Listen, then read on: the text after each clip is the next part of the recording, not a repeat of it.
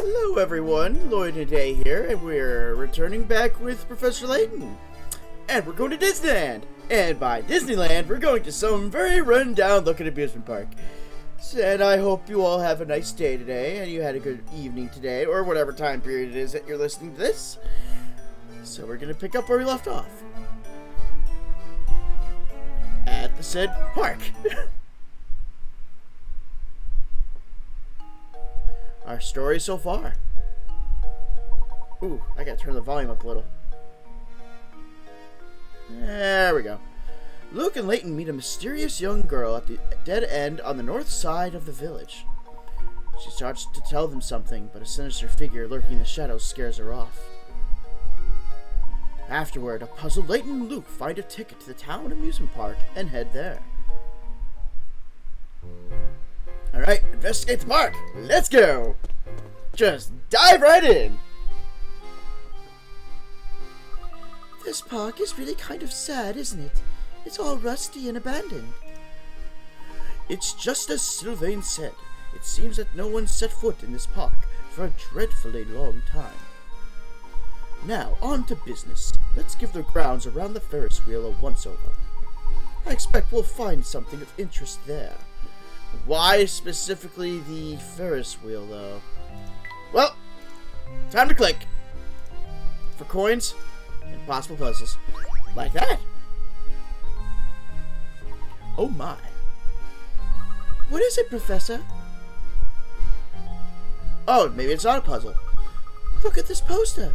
This picture appears to be the same as the one on the ticket we picked up. It looks like it's been posted here for ages. It's so faded. You can't even read the letters. Oh! Hey, isn't that? Yes, I thought so. That's little Flora there in the middle of the picture, isn't it? She looks exactly as she does in the portrait we saw of her in Reinhold Manor. A lot more happy, though.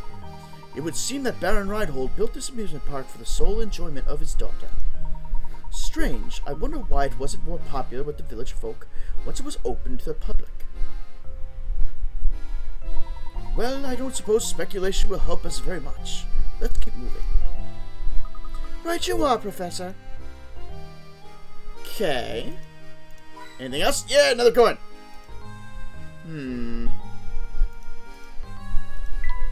Up or right? Oh, there's a big fancy tent and blah, blah, blah, blah, blah, blah. There's a fancy tent up top, so let's go there. This place is so run down. It looks like it hasn't been touched in years. What a shame. I bet it used to be a fun place. There's even a big tent like the kind you see in circuses. Yes, there is something quite sad about it, isn't there? How strange. This was clearly a traveling carnival, so why was it left to rot here in St. Mystere?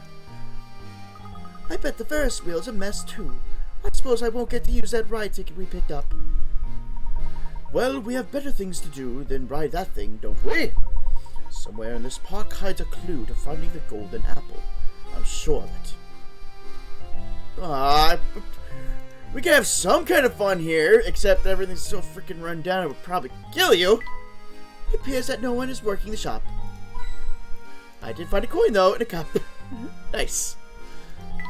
Oh, that looks like a circus big top. No one seems to be inside. Weird, though, we haven't found a puzzle yet. This must be the Ferris wheel we were looking for. Luke, why don't you look around and see if anything seems odd about it? Sure thing, Professor.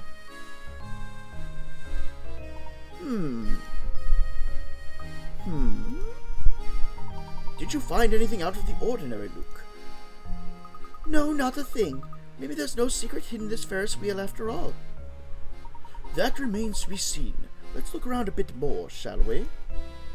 Somebody tells me I gotta probably click on something around here. It appears that no one is working the shop. Okay. This was a ticket stand once, but it's unmanned now. There's one. There's two. Ah. Maybe puzzle? Though I can't put my finger on it, there's something quite odd about this Ferris wheel. It Makes me wonder if we might have overlooked something important around the park. That reminds me, Luke. Have you heard the wonderful puzzle about the Ferris wheel? Alright, first puzzle of the night! Number 87, Ferris wheel riddle. And it's a whopping 50 pick rats. There are 10 two-seater cars attached to the Ferris wheel. The Ferris wheel turns so that one car rotates through the exit platform every minute. Oh no, this is starting to look like a math question. The wheel began operation at 10 in the morning and shut down 30 minutes later. What's the maximum number of people that could have been taken a ride on the wheel in that time period? Okay. There's 10 two-seaters, so at max it's going to fit 20. Woo! I can draw on this too. I wonder if that's going to be important. Alright. The wheel began operation at 10 in the morning and shut down 30 minutes later. So, 10 in the morning. So, 10 a.m. and it shut down 30 minutes later. So it shut down at 10:30. What's the maximum number of people that could have taken a ride on the wheel in that time period? And it rotates through the exit platform every minute. So, too bad this isn't like there's 12 cars, otherwise this could have worked like a clock and it probably would have been a lot easier. Alright, so let's say minute 1, 2 people get on. Minute 2, 2 more people get on. Minute 3, minute 4, minute 5, minute 6, minute 7, minute 8, minute 9, then we get to minute 10. Because this is when it starts to get tricky. Because after 10 minutes, all the empty cars get filled, and it rotates, which means the 1 gets filled first. I don't think it matters which way it turns. So let's say that it's going to be going counterclockwise.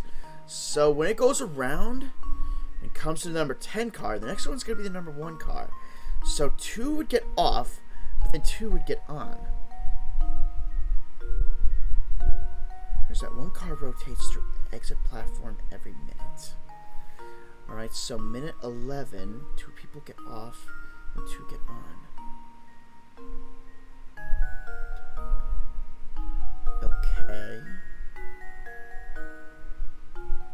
So 2, 4, 6, 8, 10, 12, 14, 16, 18, 20. And then there's the next set.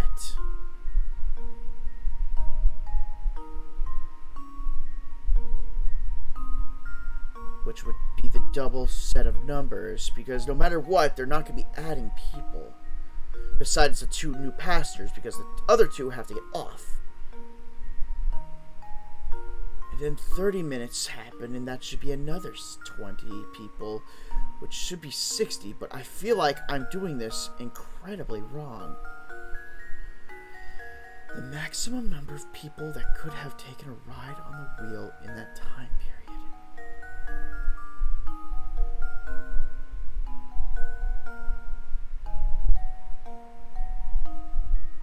Actually, at the 30-minute marker, wouldn't 2 people not be able to get on because it completely stopped?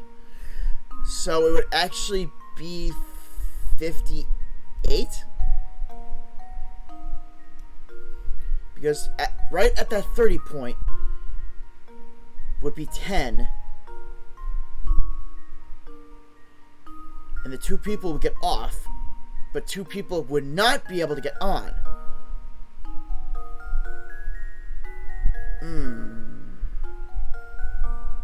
Turns out 1 car rotates through the exit platform every minute.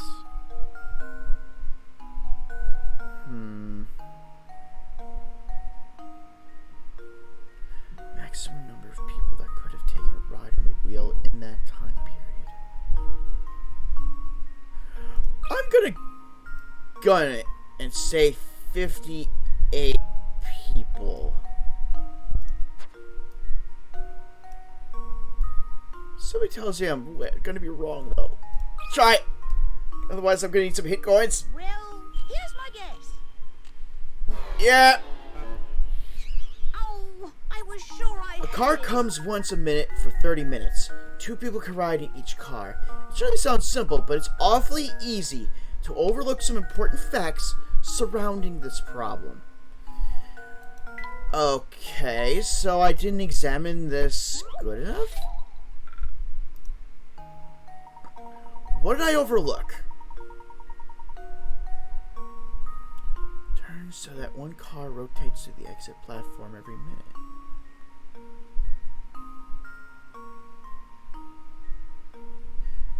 Taking a ride on that wheel in that time period. Okay, need a hint. You may think all you have to do is add a few things up, but there's a trick to this problem that's easy to overlook. Think about the way Ferris wheels have to work. If 2 people catch the first ride of the day, how much time will pass before they get off the ride? What? But it said operation at 10 in the morning and shuts down 30 minutes later. So 30 minutes passed. If the wheel has to stop promptly at 10:30, the operator won't allow anyone on who can't get off the Ferris wheel by 10:30. That I meant. I figured out. So what does that mean? It means that when 2 passengers step out of the gondola at 10:30, all other gondolas on the Ferris wheel should be empty as well.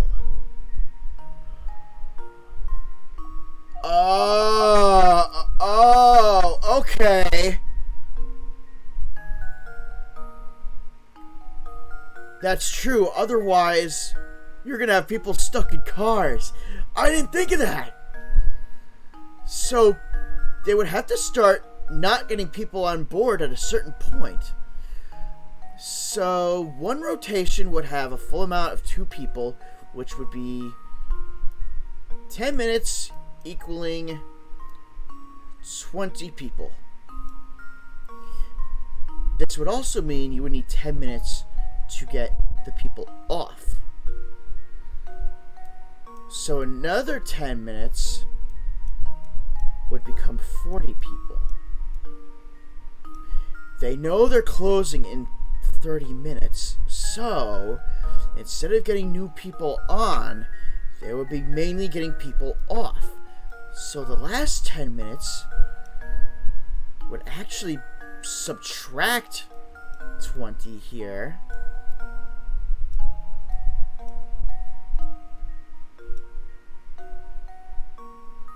Well, actually, there wouldn't be any subtraction. It would be, they would be not allowing anyone on.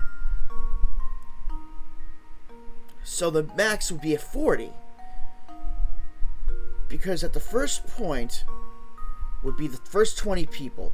But then when the new car comes around for the second rotation, the 2 people that were on there would get off, and the 2 new ones would get on. Then another 10 minutes goes, and that becomes 40. But then, they'll be closing at 10 minutes, so they'll be getting all the passengers off, fresh at the start of the first car. Which would mean, yeah, no new passengers would be getting on. It would be,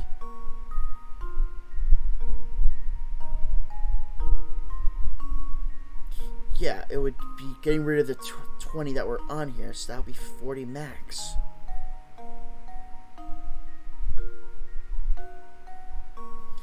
Alright, I'm going to say 40 people. How does this sound? What? Oh, I was sure I had it. I was sure I had that too. Am I still overlooking something? Alright, let's go for the third hint. The first pair of people to board the Ferris wheel at 10 will get off the ride 10 minutes later. Yes. Since the ride itself takes 10 minutes, no one will get off until 10:10. Then from 10:10 until shutdown at 10:30, people get off the ride at a rate of 2 people per minute. Calculate the number of people coming off the ride and you'll have your answer. But be careful, because it's easy to make a mistake.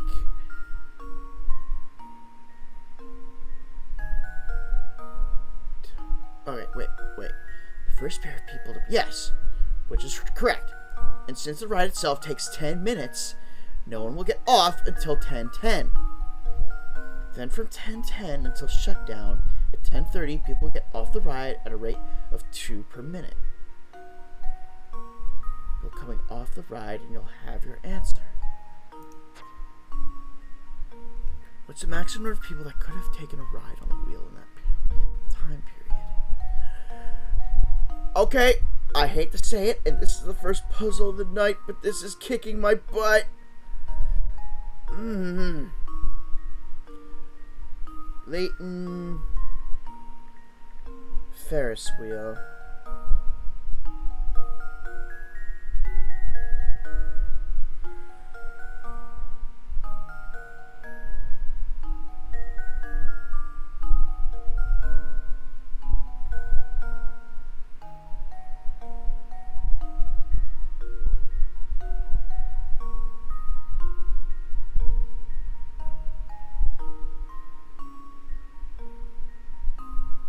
Oh, I was off by a few digits.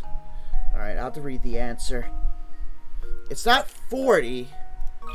It's 42. I think I've got it. Layton's apprentice saves the day. Where did I mess up? That's right. For the first 9 minutes, the Ferris wheel is moving. The cars arriving at the unloading zone are unoccupied. For the last 9 minutes of operation, needless to say, no one will be allowed to board the cars. The last 9 minutes, not the last 10, the last 9. So 2 more sets of people will be able to get on, and that's what threw me off.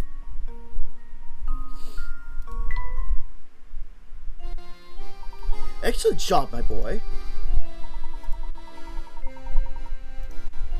We should take another quick look around the area to make sure we haven't missed an important clue. We got painting scrap.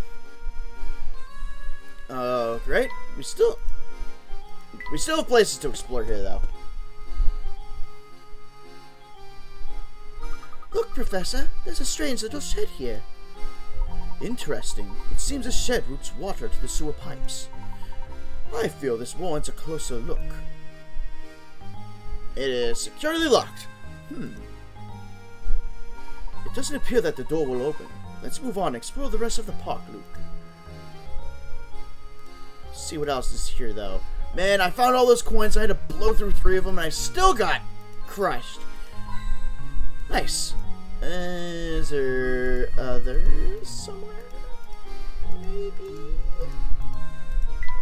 It says, don't throw trash in the lake. Ah, shoot. Oh, okay. So in the end, that ticket we picked up turned out to be meaningless. So it seems. I suppose my intuition failed us this time, Luke. Layton's intuition being thrown off? Absolutely not. Come, let's head back to the heart of Saint Mystere and search for our next lead. Oh, cutscene.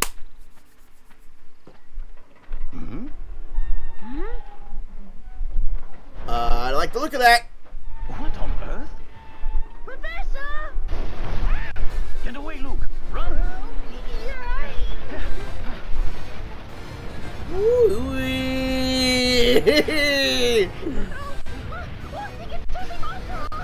That's preposterous! It has cognitive reasoning.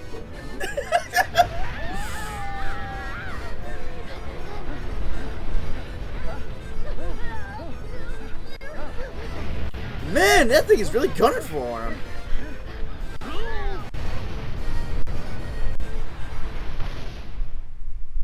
And I think it's safe to say we unlocked the door. Although not we, the Ferris wheel, locked the door for us. Blast. Ah, freaking Waluigi. Curse you, Waluigi! Whew, Why would the Ferris wheel? Professor, look what happened to the shed. Ooh. The Ferris wheel must have simply destroyed it. If we'd made the wrong step back there, we'd be rubble too. Oh my. Hmm? I think I found something here, Professor. What could that be? Now, what's an entrance to the sewers doing here? This could well be an underground passage to the tower. We've got to take a close look. Come.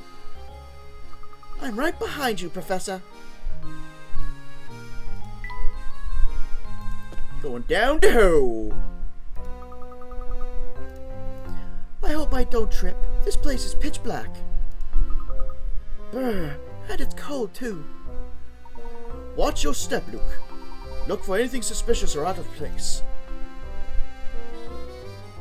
Okay. Got a coin. This looks suspicious. Look, there's a sort of stone tablet embedded in the wall. This is clearly some kind of puzzle. I'd wager the solution will tell us the direction in which to proceed. Puzzle number 2. Yes, number 89. Which way? Better not be another cockamamie puzzle like before. The path you are on forks to the left and right in front of the sign seen below. Your gut feeling tells you that the sign reveals the direction you need to go. Find an arrow within this picture, like the yellow one on the side of the board. When you find it, draw a line around it as neatly as possible. Keep in mind that the arrow you are searching for may not be the same size as the one pictured below. So it's sort of like that star puzzle we had. Alright, so what would be the best way of going about this? Either find the rectangle or find the point? The problem is this whole mess here, which is going to throw the ability of finding a point way out of proportion. So maybe I should just try and find this rectangular part of the arrow.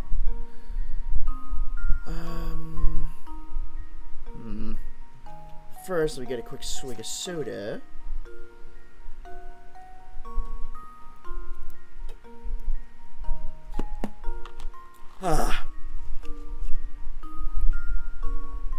Now, arrow. Where is the arrow?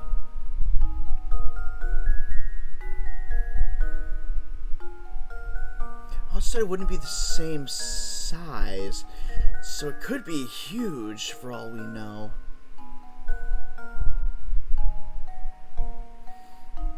But if I find something that's like that, then this kind of eliminates one huge section over here now, doesn't it? It's gotta be somewhere in this mangled mess.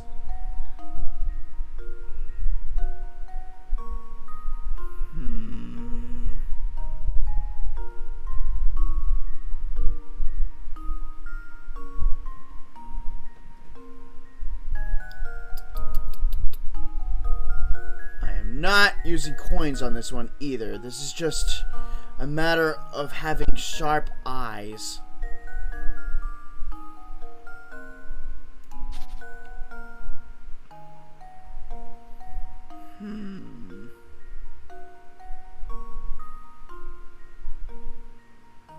What if it's like super huge?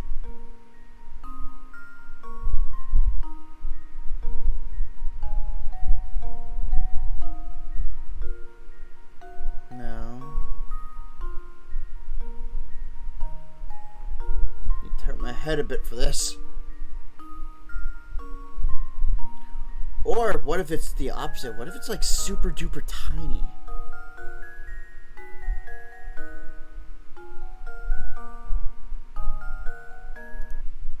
Nope. Sorry.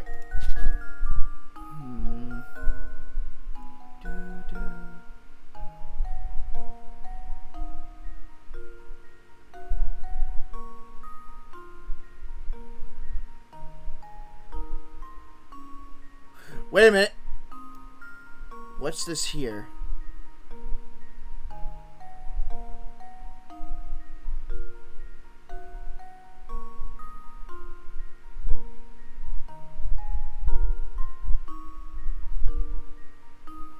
Could this be it? Alright, so from here, here,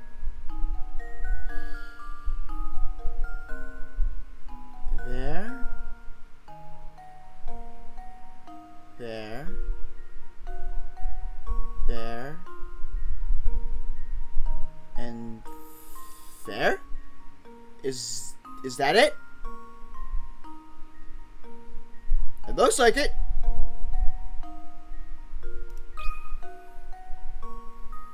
There we go. Yeah! I wasn't sure how big the rectangle part had to be. Well done. Now you can move forward. There's our answer. We will proceed down the left corridor. Understood, Professor. Artisan's teapot. Give it a look. He can brush up on his tea-making skills.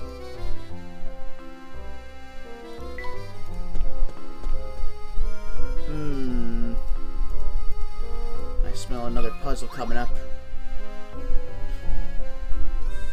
Look, Professor. There's a strange device on the door here. It seems to be a puzzle of some sort. I imagine the door won't open until we solve it. It's almost like we're being tested, isn't it? Number 90. Get the ball out, number 2. It's this. Okay. Boy, do I love these. Yeah.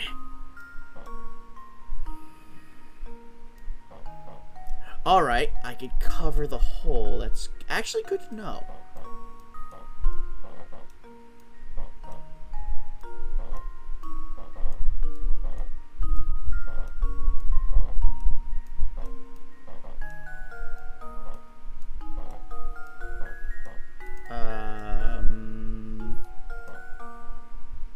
Shoot.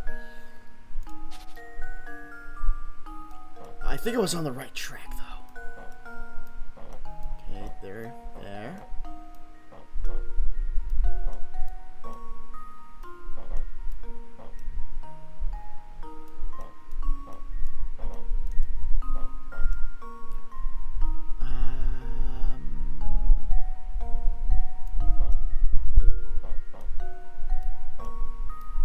Okay. Good. I just gotta work out the rest of this. Just like this. That should do it. Hey, Jet. Good to see you. Another puzzle solved.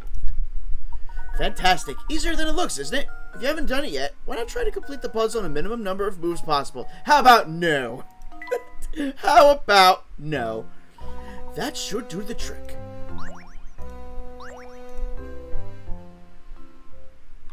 Sooner or later, we're gonna have to see all these painting scraps. Hope you had a good day so far. Okay. What other malarkey we got? Hello. Wow, I certainly didn't expect a room down here. Let's give it a thorough once-over. Something isn't right about this place. I can feel it in my bones. Been doing alright. Good to hear. Unfortunately, you missed me totally bombing the first puzzle of the night.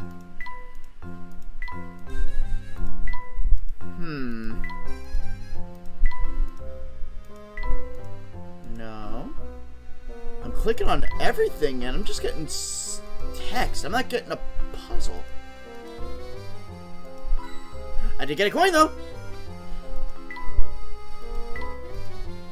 Said all the drawers are empty.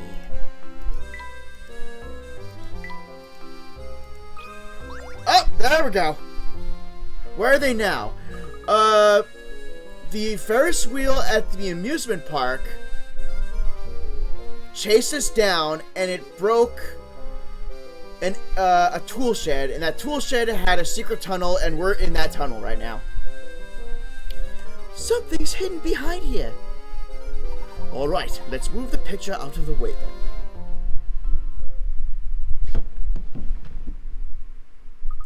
What's this here? Ooh, a key. It appears to be some sort of key.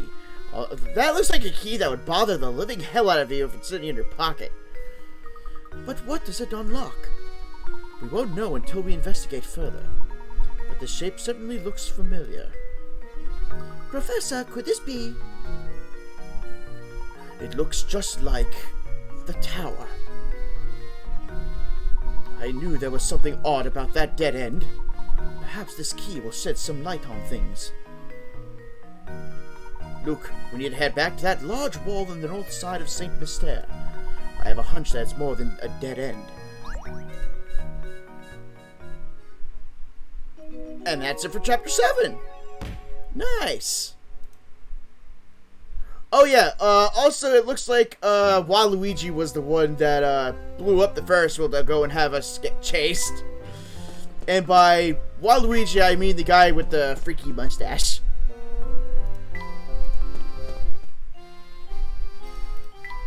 Okay, we gotta go all the way back. What? No, I just saw that. This. Look at this, Professor. It was lying on the ground. It appears to be a scrap of notepaper. Would you read it aloud for me? Sure thing, Professor. Alright, let's see. The older she gets, the more young Miss is catching on to this village's secret. She seems lonely, which is probably why the boss asked me to build an amusement park for her. Yep, it certainly looks like I've got my work cut out for me. The young Miss mentioned here must be Flora. The whole park was built just for her. But I don't understand this other line. What's all this business about the secret in the village? I just wasn't ready to handle the boss's death. Poor young Miss. She's all alone in the world now. But no matter what happens, I have to keep going and take care of her in the boss's place. The page ends there. Baron Reinhold sounds like he truly loved his daughter more than anything. Fate can be so cruel. Oh wait, did I not poke around here? I did not. Oh, Ren, how you doing? And thank you for the lurk. I hope you enjoyed the lurk. Look, Professor, there's a hidden puzzle here. Let's see, we have puzzle number 116, the largest total. Oh no, please don't tell me more math. 9 squares are carved into a piece of wood. Arrange 9 unique numbers between 1 and 51 so that any 3 numbers have the same sum when added vertically, horizontally, or diagonally. While several combinations are possible, your task is to find the number that occupies the center square when you arrange the numbers to yield the highest possible total. This sounds like a very weird Sudoku. Unique numbers between 1 and 51. And the 3 numbers have the same sum when added vertically, horizontally, or diagonally.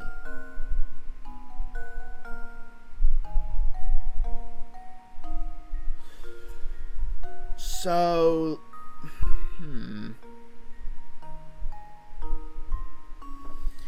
I think we need to break this down. I can't just be putting in random number after random number. What would be the closest number that would be half to 51? That would be either 25 or 26. Because then I could work with what other numbers I could put in, whether large or small. So let's try 26.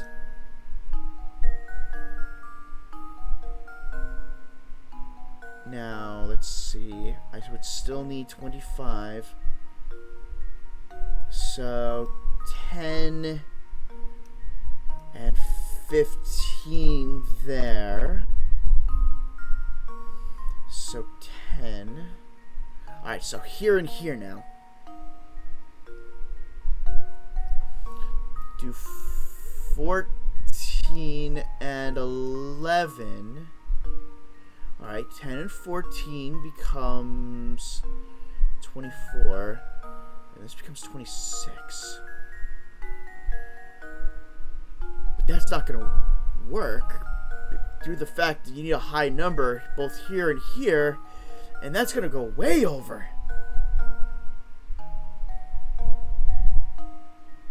Oh, no, I'm not trying to add up to 51. I'm trying just to make it a sum. I overlooked that. So, let's see. We're still fine, technically. So, let's see. This is 24. This is 26.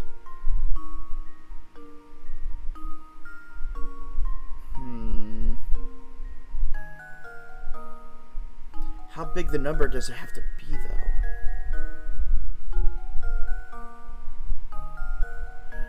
Let's try adding a 13 there.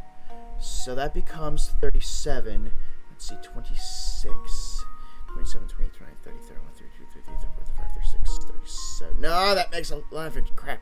Your ultimate goal is to find out what the center number is. Correct. That is the ultimate goal here. Trying to figure out the highest possible number you can use for the middle that will still allow all the numbers on the outside when added together, whether up, down, or diagonal, to equal the same sum. That's why I'm trying to work towards the middle of the 1 and 51 numbers.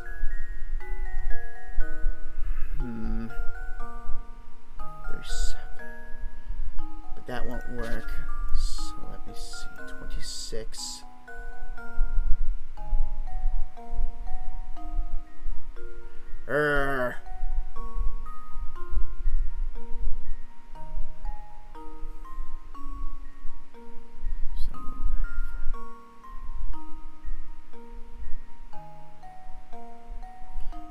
Let's put a 13 here.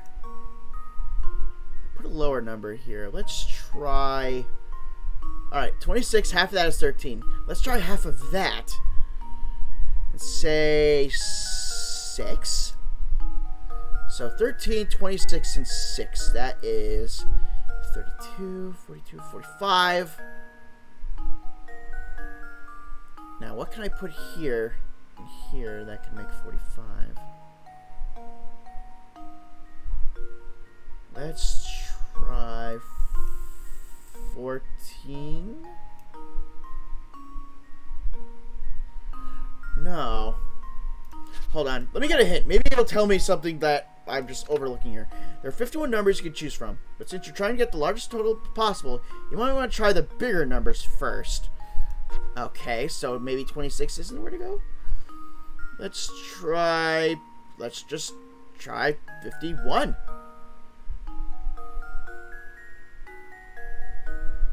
Hmm.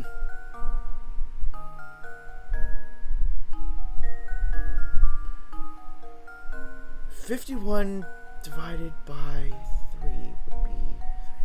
So 21 would be 13. Wait. 1, 3... 1, 7... Yeah, No. Why am I dividing wrong here? I need my calculator.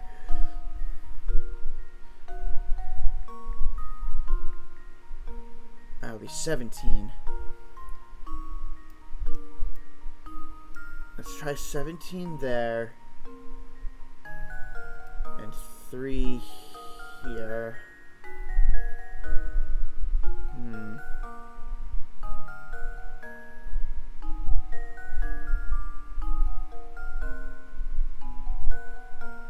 Need another hint. Instead of hit 1, you should place large numbers in your square. Use numbers 43 through 51 in formulating your answer. Okay. 51. It just feels weird that I'm going to end up putting all these random numbers in.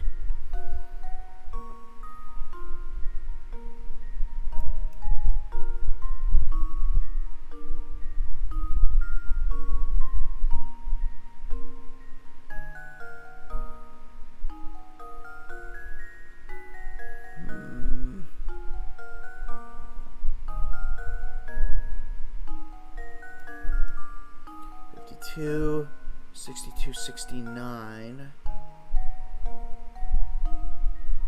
So I have to figure out how to make 69 out of this.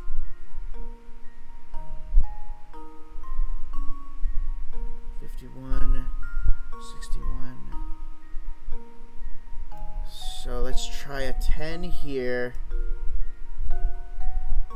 An 8 here. But then I would end up having to put a high number in this corner here, which would throw this entirely off kilter.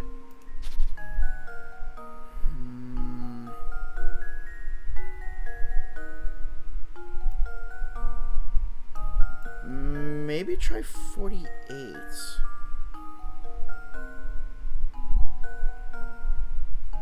Then break this down. Half of 48 being 24. Half of 24 being 12. And then half of 12 being 6. And half of 6 being 3. So maybe that could be like a trick. So let's see, 24 and 12 make 36. 36 of, oh my gosh, this wouldn't even come close to what I'm adding up here.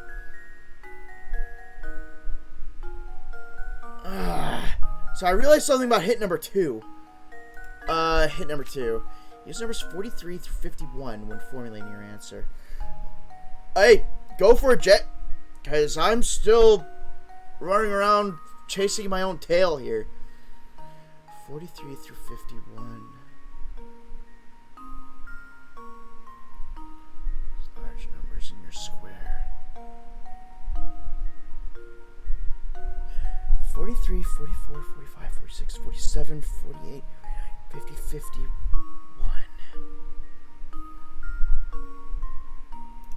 What if I started off with 9? They specify using numbers 43 to 51. That includes 9 digits. Yeah, so we're gonna try the number 9 maybe?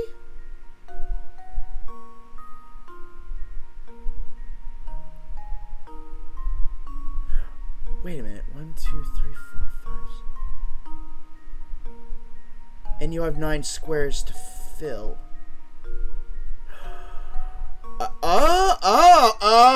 Okay. 43, 44, 45, 46, 47, 48, 49, 50, 51. What is the number that is in the middle of these 9 numbers? 43, 44, 45, 47.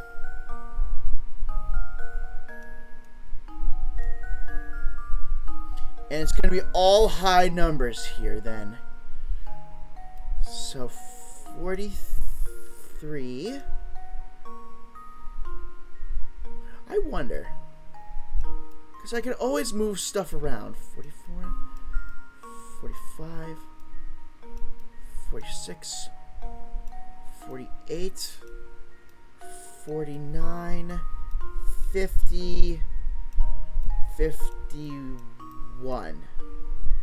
Then I would just need to cycle around which number goes into which square. But 47 would act as the median. Kind of like what holds the glue that holds everything together.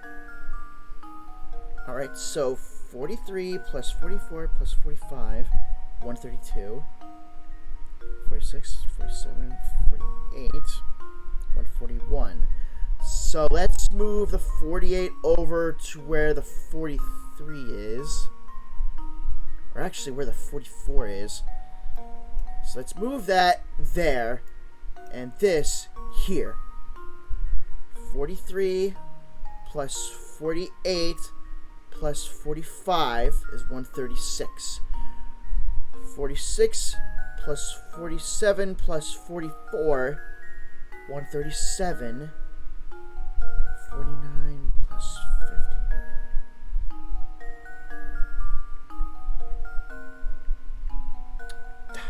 $49 plus 50. What the heck? Come on.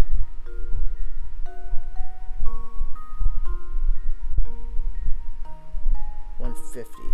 Alright, so since these are higher,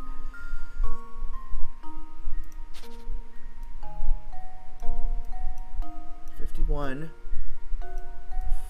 47, 43, Then, let's see. 43 plus 47 equals 90. And 47 plus 51 equals 98.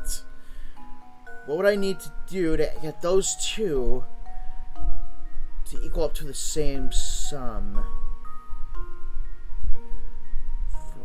90.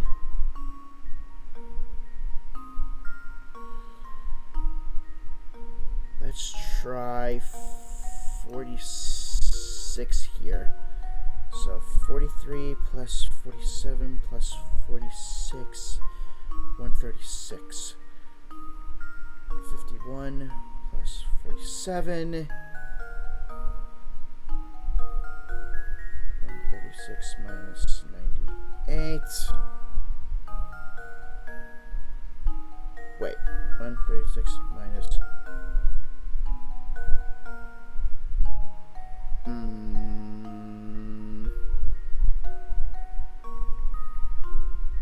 Well, the calculator function on my phone is going to be getting a nice little workout.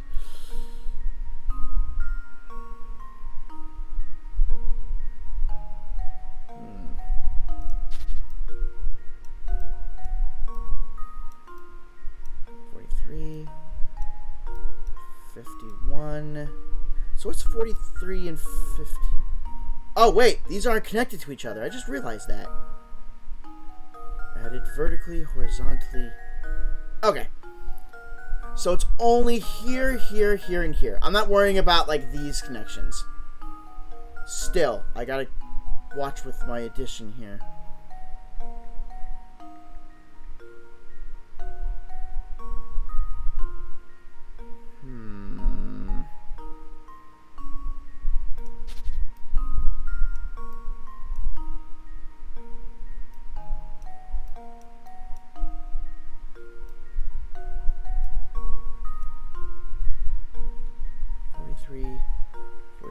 What about 44?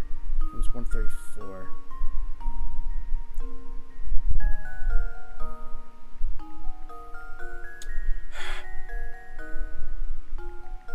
I hate this phone!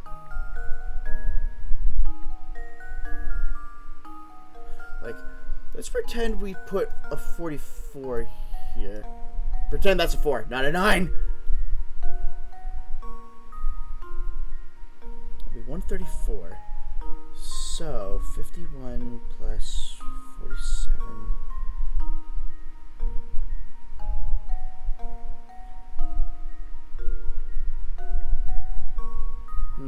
Oh, sorry, they're only concerned with connections that include the middle number. Correct. Because there's no lines that connect through these outside. It all connects to the middle.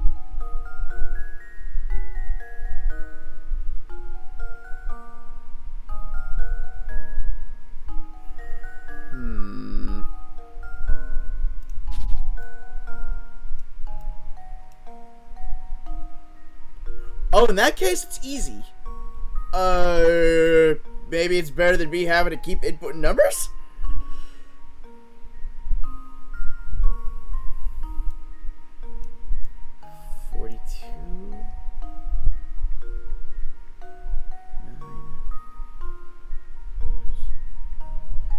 Though they do say any three numbers. Arrange the numbers to yield the highest possible total. So the wording is confusing. I'm still just seeing this as you have to make sure you got the highest number in here to make the biggest sums possible.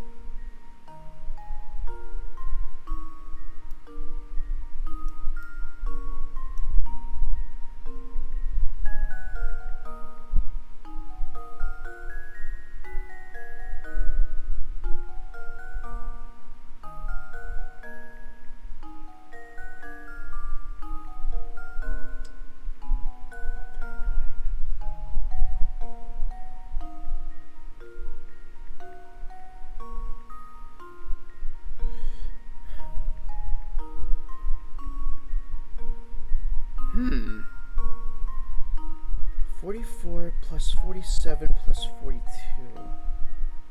No, that's 133. Oh, I already used the 42. Dang it!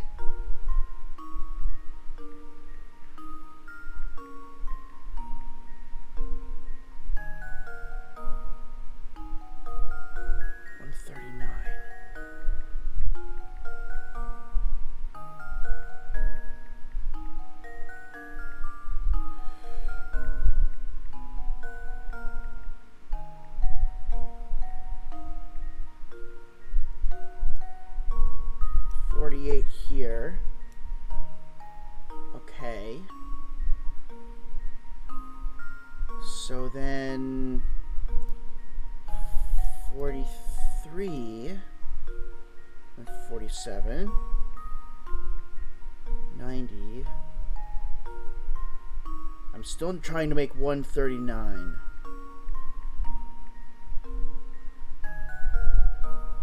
49. Oh my god, it's getting closer. Alright, so we used... Oh, was I not supposed to use 42? I was supposed to use 43? Crap, I was supposed to use 42!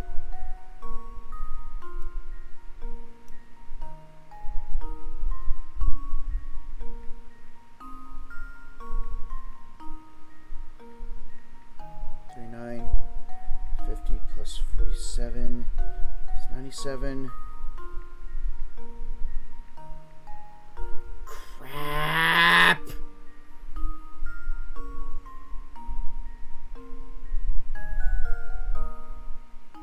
Oh, so wait a minute. Let's scribble that out. Turn that into a 51. 51 plus 47. And minus 98.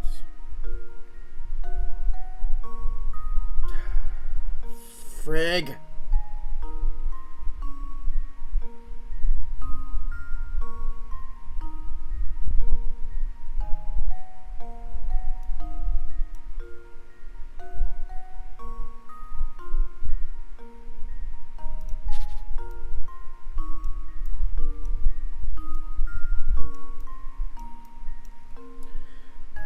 Seven plus 45, 92.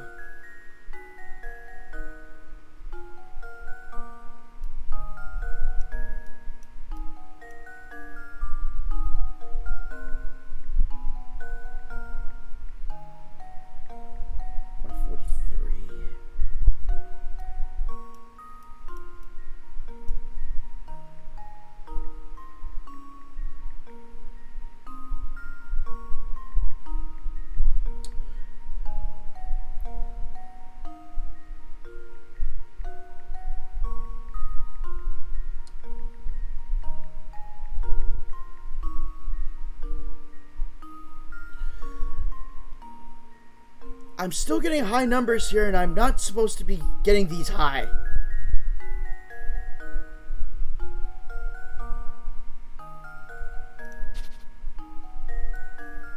So let's change it up then.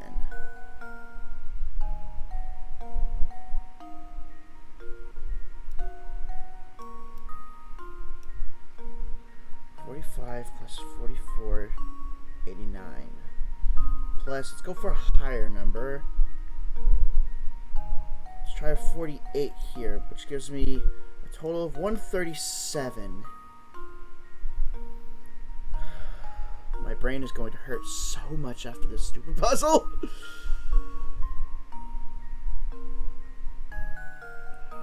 Alright, so...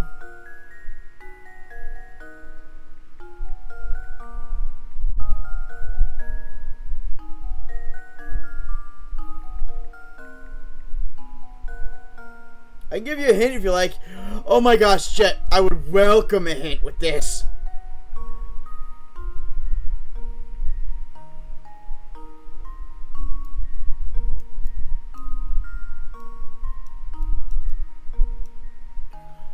Okay.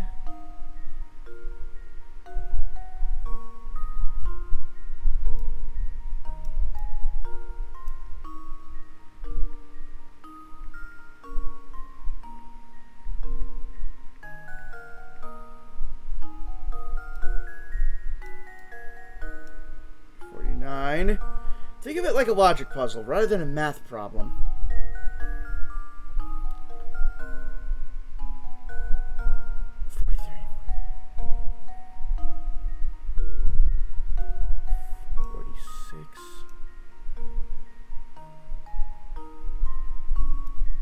I wonder if maybe I just got it.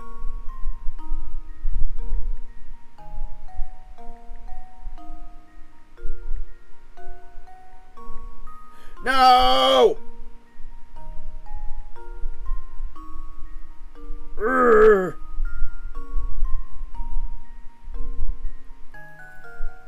The number in the middle, whatever it is, will stay the same. Yes.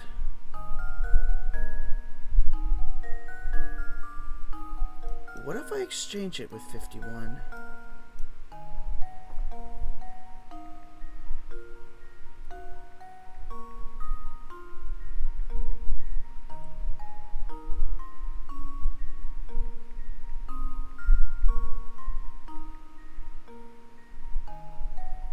That leaves 8 numbers. Yes, but that doesn't... It still leaves a giant hole in my head, sort of.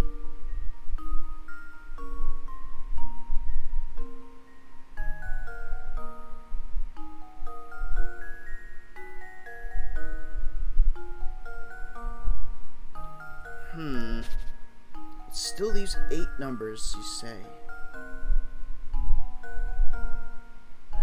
Wait a minute. 51, 8 numbers. 43, 44, 45, 46, 47, 48. An even number, yeah! And then you could just take one higher, one lower for each end. So, like, 50 and 43, 49 and 48.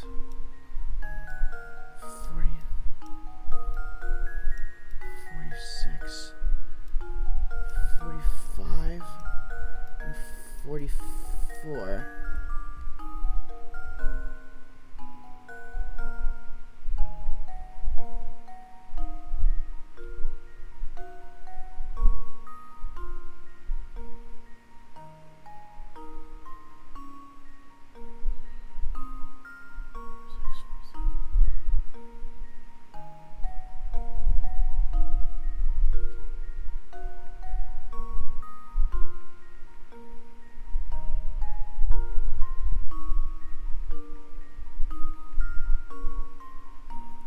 Are you doing math without me? Your mythology has some holes, but you're on the right track. Urgh. Yes, Faye, we're doing some fun math. But I think I am on the right track with something here.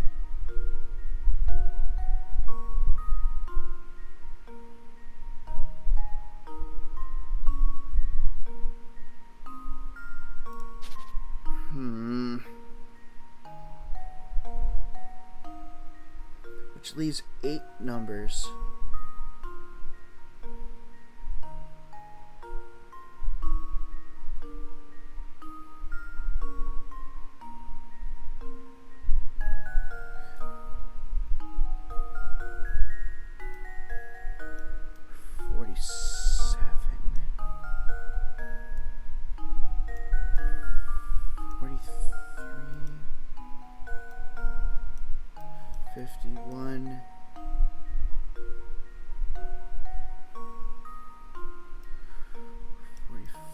Four,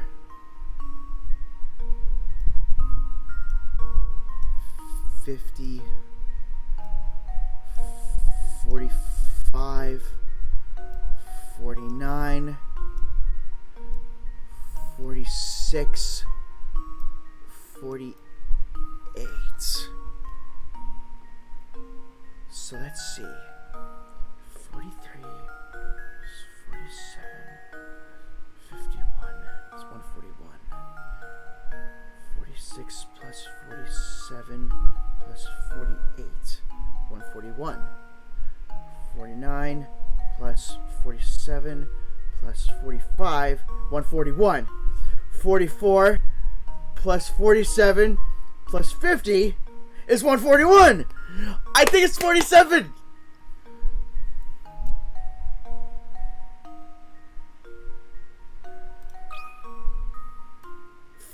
$47. How does this sound? Nah! I'm so embarrassed. They all add up to 141 though.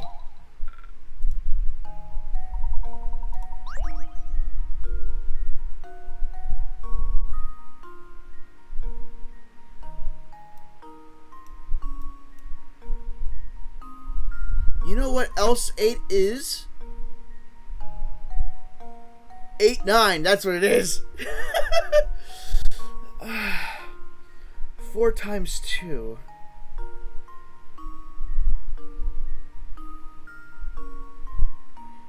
Okay. AKA 4 pairs.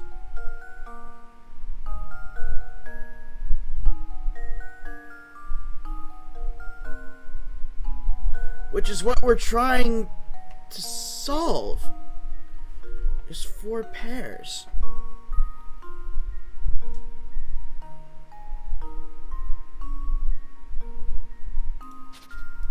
I still don't get why the hell my answer was wrong. It turned out perfect.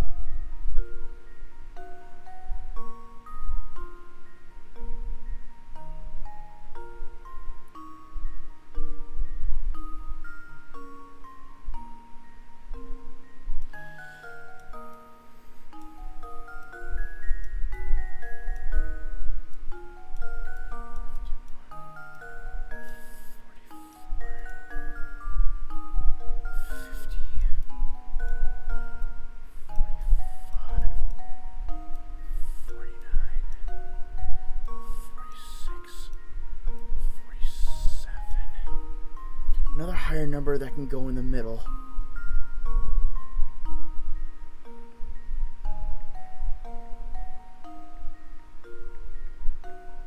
$142. $142.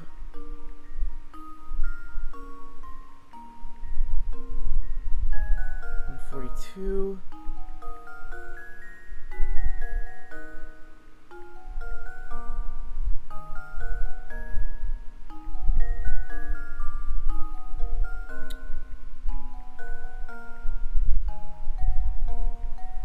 This one doesn't work because you get 141 in this row.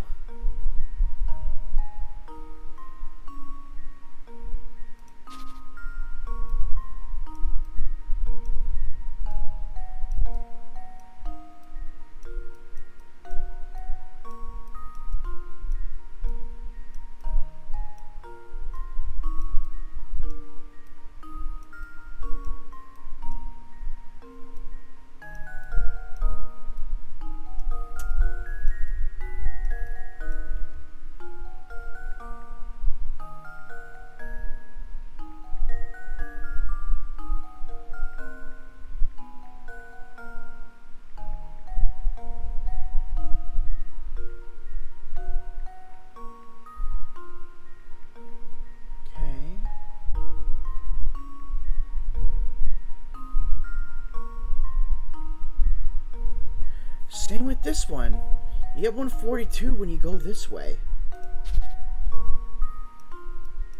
So 51 then.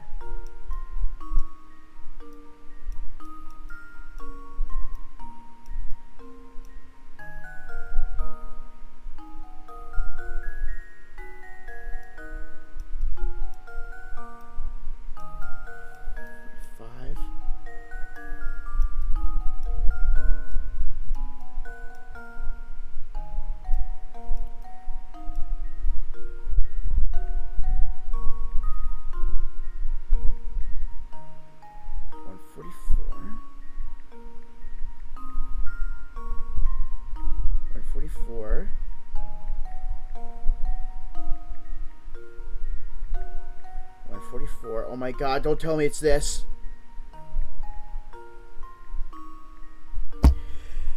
It's this. It's 51.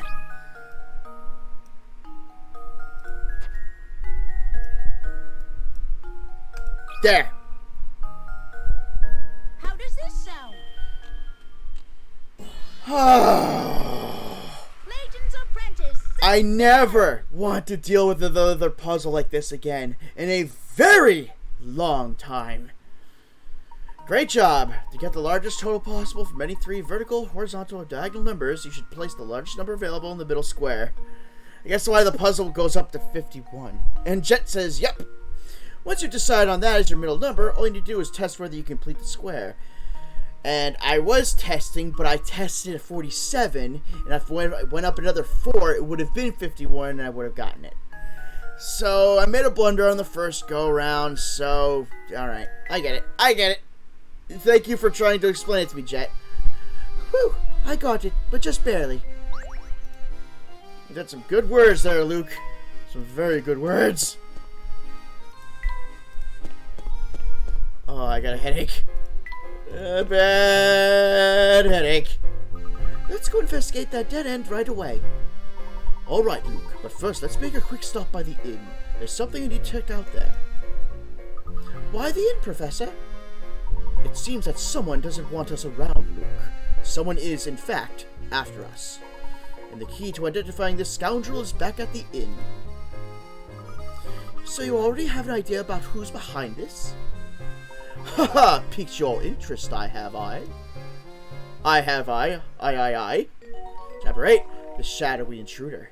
Someone's been obstructing the investigation. Find the troublemaker and continue work on the case. Find that Waluigi. Wah! Oh, that puzzle was gross. Alright, we're gonna head back to the... not the manhole, we're gonna go back to the inn. The inn. Hello? Beatrice? Hello, Professor. Is something the matter? You look a little shaken. Beatrice, I have an urgent request. Could you show me the newspapers from the last couple of days? The papers? Certainly. Hang on for just a moment while I go fetch them for you. Because 12 times 12 equals 144. Yeah. It's still an ugly puzzle, though. That's strange. I'm sure I set them down around here somewhere. Is there a problem? I'm sorry to disappoint you, but I can't seem to find them anywhere. Even today's morning paper seems to have gone missing. I see. Well, thank you just the same, Beatrice. This has been most helpful. Just what was in those papers anyway, Professor? Yoo-hoo! Professor Layton! Ramon, and to what do we owe you this visit? Oh, he told me I needed to find you and bring you to Reinhold Manor. The inspector, I mean. He and Lady Dahlia await your arrival at Reinhold Manor. Thank you for the message. We will set out for the manor in just a few moments. Alright, we're going back to the manor, because something's up. What am I saying? Something's always up in this weird cockamamie town. You found the key to the tower, haven't you? How do you know about the key? You mustn't interfere with the tower. Whatever you do, just stay away from there. Interfere? What do you mean by that, dear? Aw. How's the girl that we saw last stream? Oh! I haven't talked to you in a long time. I wonder if you got anything. Oh, if it isn't Professor Layton. Judging by your expression, it seems you haven't found the golden apple. You look terribly tense, Professor. Perhaps this small puzzle will help. Oh, loosen you up. What do we got? Over the river. Oh, wait, this is another wolf chicken puzz. Why is there a cabbage there? Or a head of lettuce. Help Stash and Scarf and move the wolf sheep and cabbage from one side of the river to the other while obeying the following rules. In addition to its captain, the raft can only support one animal or item at once. When Stash and Scarfin isn't near, the wolf will eat the sheep, and you'll have to start over. The sheep will eat the cabbage when Stash and Scarfin is around. If you let the sheep have its way, you'll have to start over. And through the woods to grandmother's house we go. Generic! This game has too many numbers for me, but I hope you're well. Good to see you. And yes, I am so sick of numbers already. It's only been an hour at the stream. Alright, enjoy your work, Generic. Oh, I've seen this puzzle before. Yes, we did one at the start of the stream where it involved wolves and chickens. Let's see, you can shuttle the raft back and forth as many times as you like, but the shortest solution takes 7 moves. I will take you on to that challenge. I sort of want to make that wolf, too. For those who know that what I've been working on, I kind of want to do that. Alright, so, the wolf isn't going to want the cabbage, so we'll fairy that. Then we'll go back. Go back. The wolf's gonna eat the sheep, or the cabbage is gonna...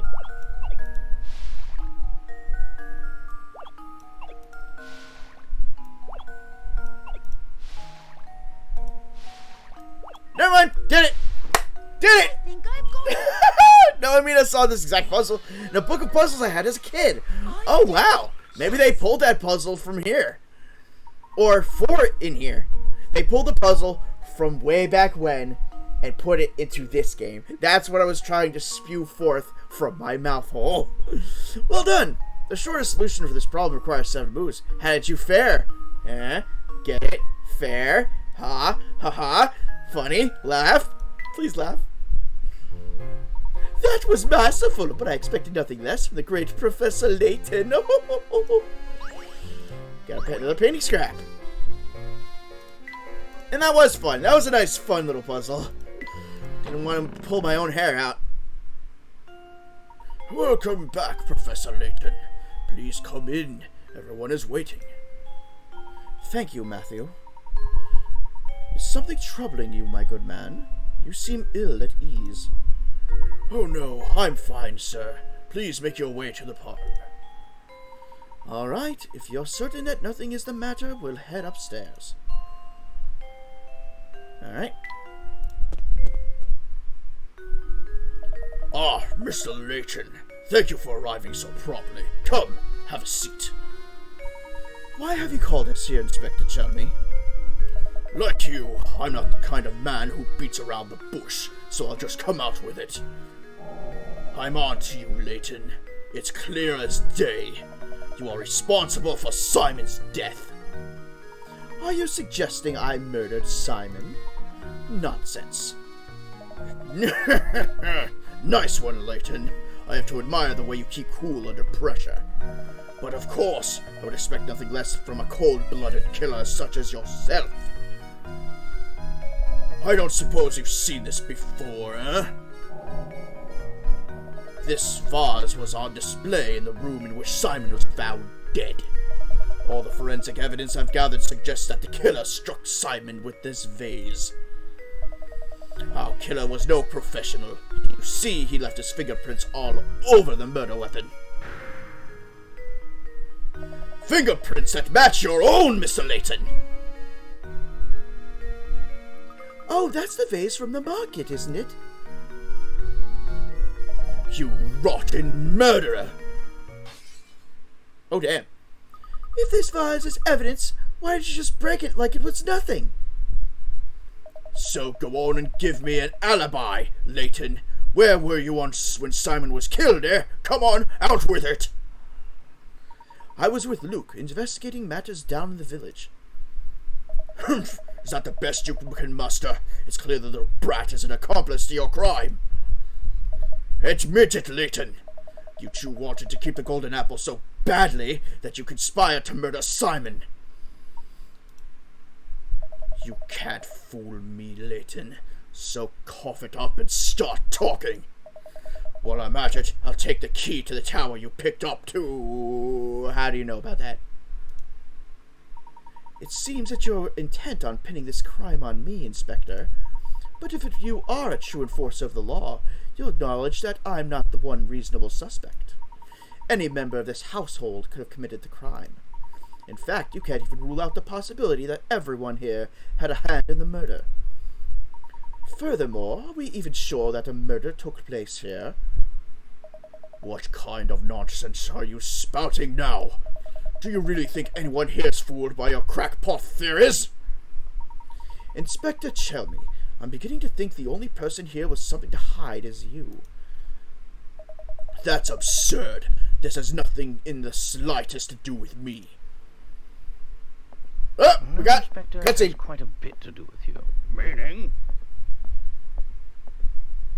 Isn't it obvious? If there is any criminal element involved in this case, then it is you, sir. Oh, that's absurd. Hey, Corky! calm down. What utter rubbish! You'll need more than some death charge to save your hide. God, he looks like a man already 10 feet in the grave. I've heard you're quite the devoted husband, Inspector. I bet you take very good care of your wife, Amy. Luke and I found this article in the paper. As if Layton would leave fingerprints if he were to murder someone. Yeah, he's entirely too smart to fall for that. Luke, what was Inspector Chelmy's favorite food again? Oh God, I remember. The sweet potato fritters. Oh! What's Chelmy's favorite food? A sandwich on buttered bread, hot juicy roast beef, or fresh sweet potato fritters. A sandwich on buttered bread? I've heard of this. Putting butter on a sandwich. No. If you're going to make like a cold cut sandwich, you have to have mayo. But it was fresh sweet potato fritters. This article specifically states you love sweet potato fritters. And yet you rage at poor Matthew when he brought you sweets with tea. Why? Ew, mayo. I know that too. Mayo's not everyone's cup of tea. And your point is, I just so happen that I'll have a fondness for Amy's sweet potato fritters. Is that so? Thank you, Inspector. This little conversation has made things quite clear. Please take a look at this.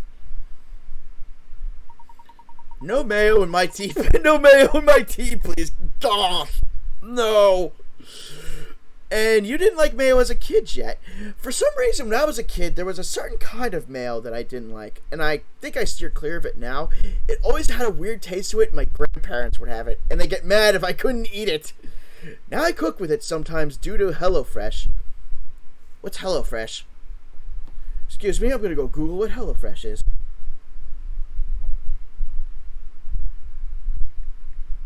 HelloFresh.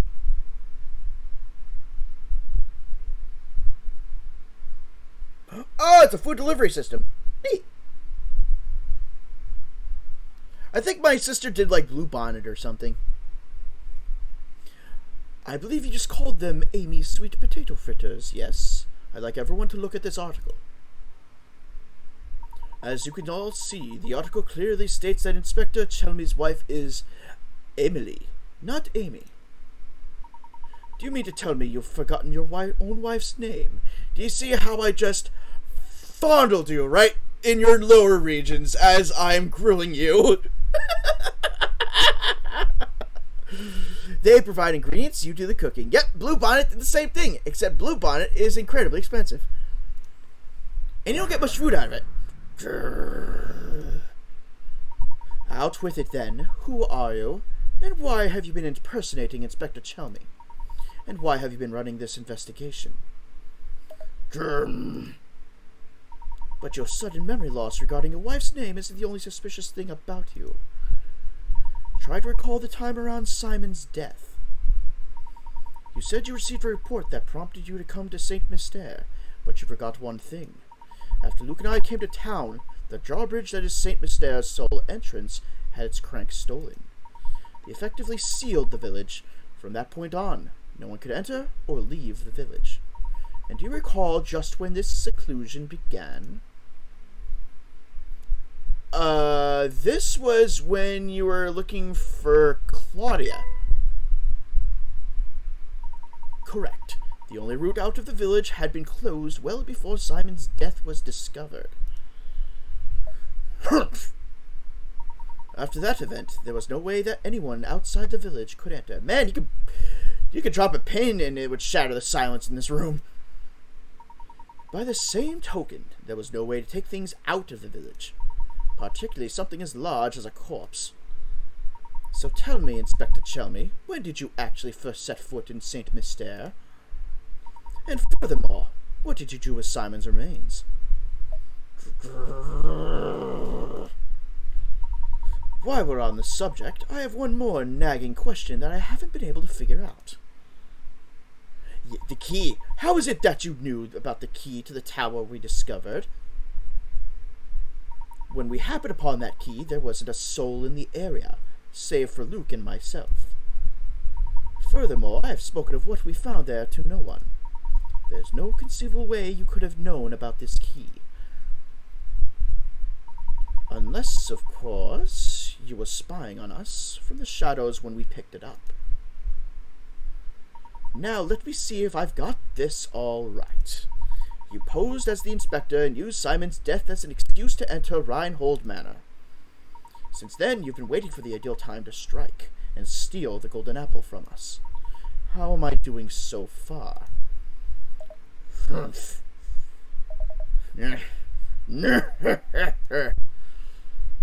What's so funny? This is no laughing matter. I'm just astounded at how despicable I find you, Leighton. But that's exactly why you're worthy of being my archenemy. And we got the, evil man reveal. It's Waluigi! That is not Waluigi's laugh. That is Papyrus.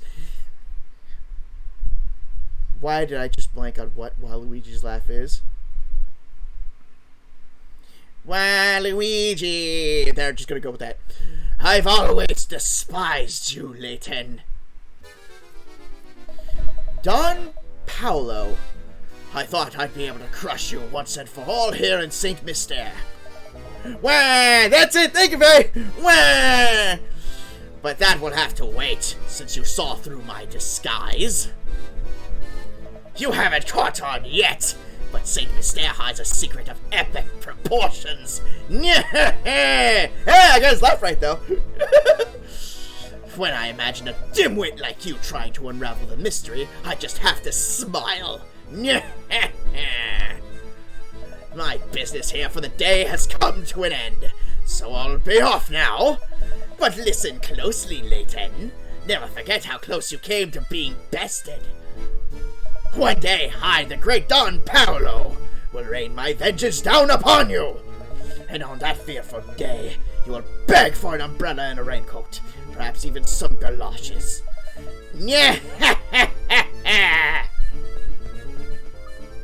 Gosh! I guess he's gone. Do you know who that man it was?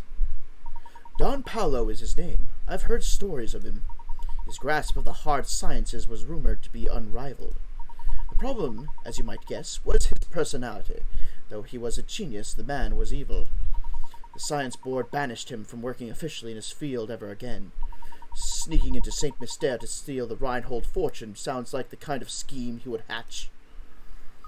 He seems to hold quite a grudge against you, Professor. What did you do to cross him? I haven't the slightest idea, Luke. Well, that aside, what was all that talk of the secret hidden in the village? What was he talking about? I'm mystified by it myself. For the time being, though, let's focus on finding the golden apple, shall we? I say we follow our newest lead and head for that tower. Let's check that dead end from before, Luke. And shadowy intruder is finito completo.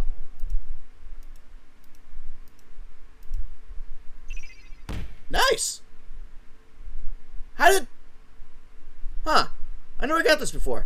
So, the only thing solved out of all this malarkey is Chelmy. Interesting. Well, time to talk to random people. Get some more puzzles. Would you please let me know of an eligible bachelorettes you might meet in your travels?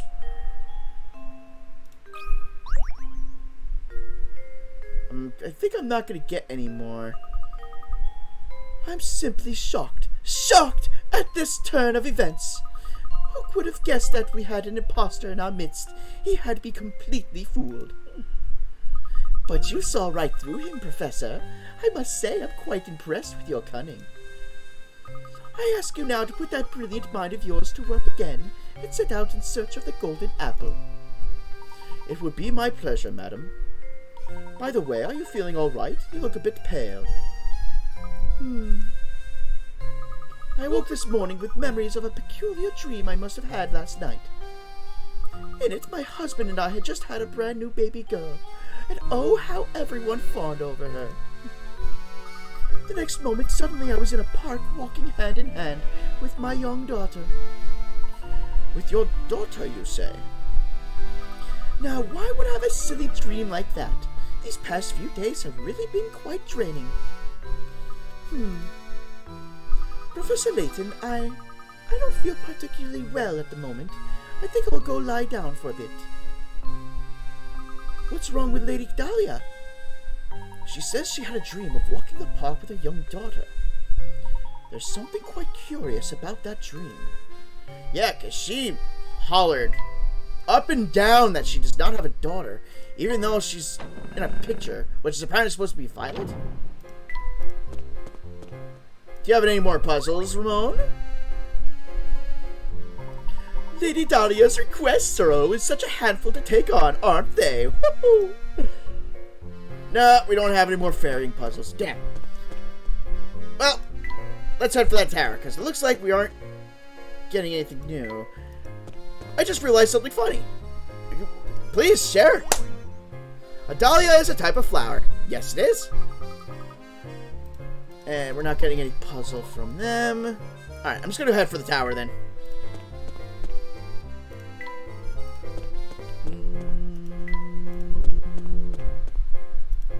I wonder if that card lady's here.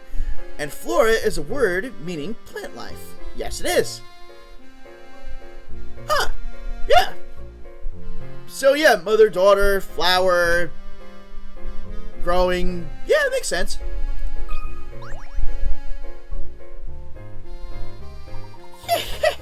I've got a new puzzle for you, dearie.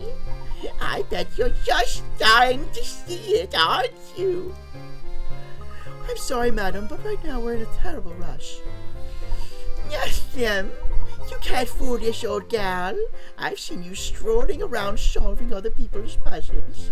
And now it's my turn. Seen us? What do you mean? Have you been following us? Black Dahlia is also the name of a famous Ooh, I never heard of that before. We're only a 3. Also, Dahlia is an ace attorney, and she super scares me. When you roll a die, the chances of rolling a 3 are 1 in 6. The chances of rolling a 3 twice in a row are 1 in 36. And the chances of rolling a 3 3 times in a row are a jaw-dropping 1 in 216. Let's assume you roll a die 3 times and get a 3 each time. Your chances of rolling a 3 on your next roll are 1 in how many? More math. Why? I'm sick of math!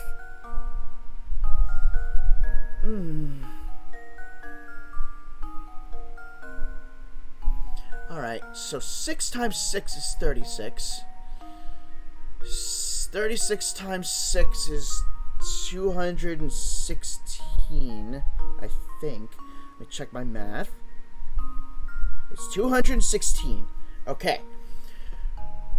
Chances of rolling a 3 on your next roll are 1 in how many?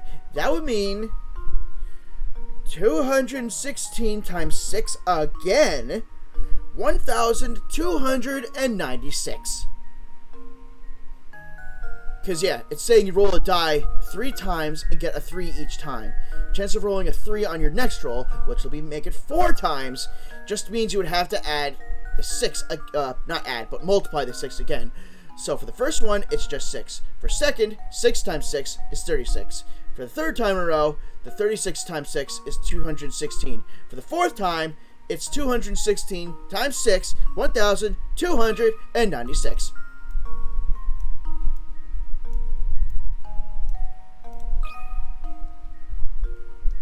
Luke, here's my answer. No! Frankly, I'm ashamed. Why? I read it right! I read it right! Why?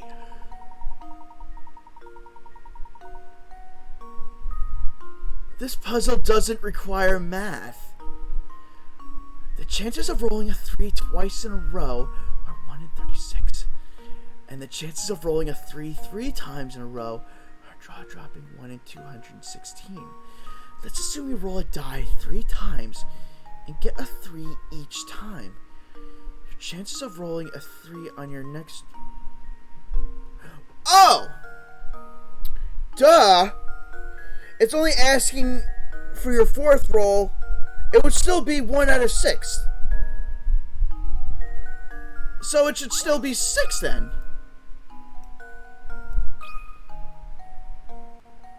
Luke, here's my answer. Yeah, I looked.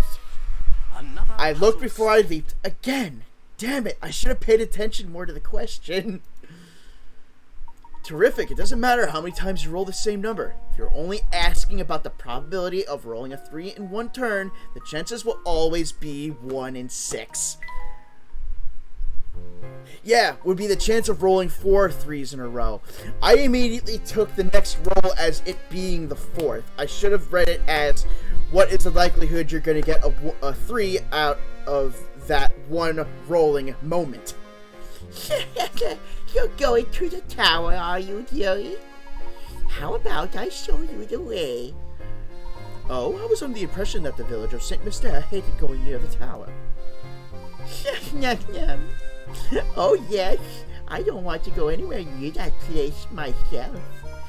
Though I suppose I could make an exception for a strapping man, such as yourself, oh yes. Professor, we should really keep moving. She's starting to lick her lips in an ungodly fashion. And I didn't see the trap comment till it was too late. It's a dead end. No two ways about it. Maybe there's another pathway to the tower hidden around here. I'd argue we've come to exactly the right spot, Luke. What do you mean by that? Look right here, Luke. There's a small indentation in the wall where one could place a small object. Oh, so this must be... Yes, this curious indentation is no doubt the spot indicated in Baron Reinhold's note to Archibald.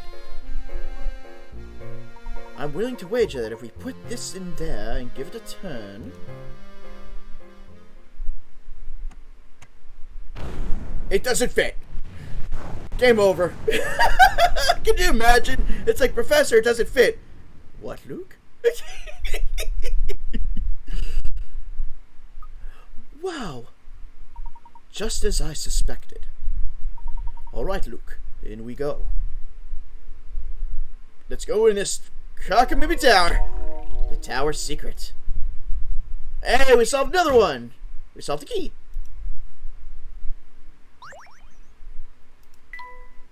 Oh, I missed the puzzle. It's called the odd sandwich. I want to solve a puzzle about an odd sandwich. Better yet, the key snaps. And better yet to that, the key snaps while still in the keyhole.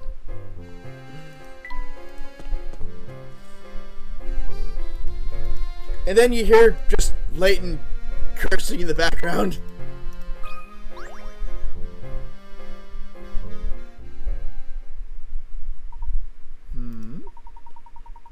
Yep, it looks like you've solved at least 75 puzzles. Alright then, go on in the tower. I don't know who talked. It all just said question marks. This place gives me the creeps.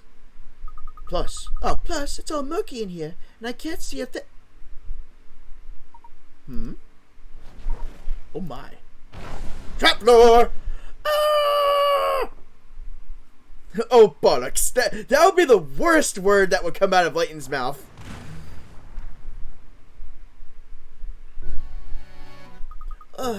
My head. Luke, are you alright, my boy? No injuries, I hope? Don't worry, Professor. I'm fine. And yourself? Nothing a good long bath later won't solve. But more importantly, where are we? I know that emblem! This room is stuffed to the gills with curious machines. I've never seen anything like them. What do you suppose they do? What in the world? Look over there on the wall, Professor! My word! There are views from all over town displayed here. Don't they almost look like blueprints? And what's this? Almost every villager's name is on this wall. Each one has a key, too.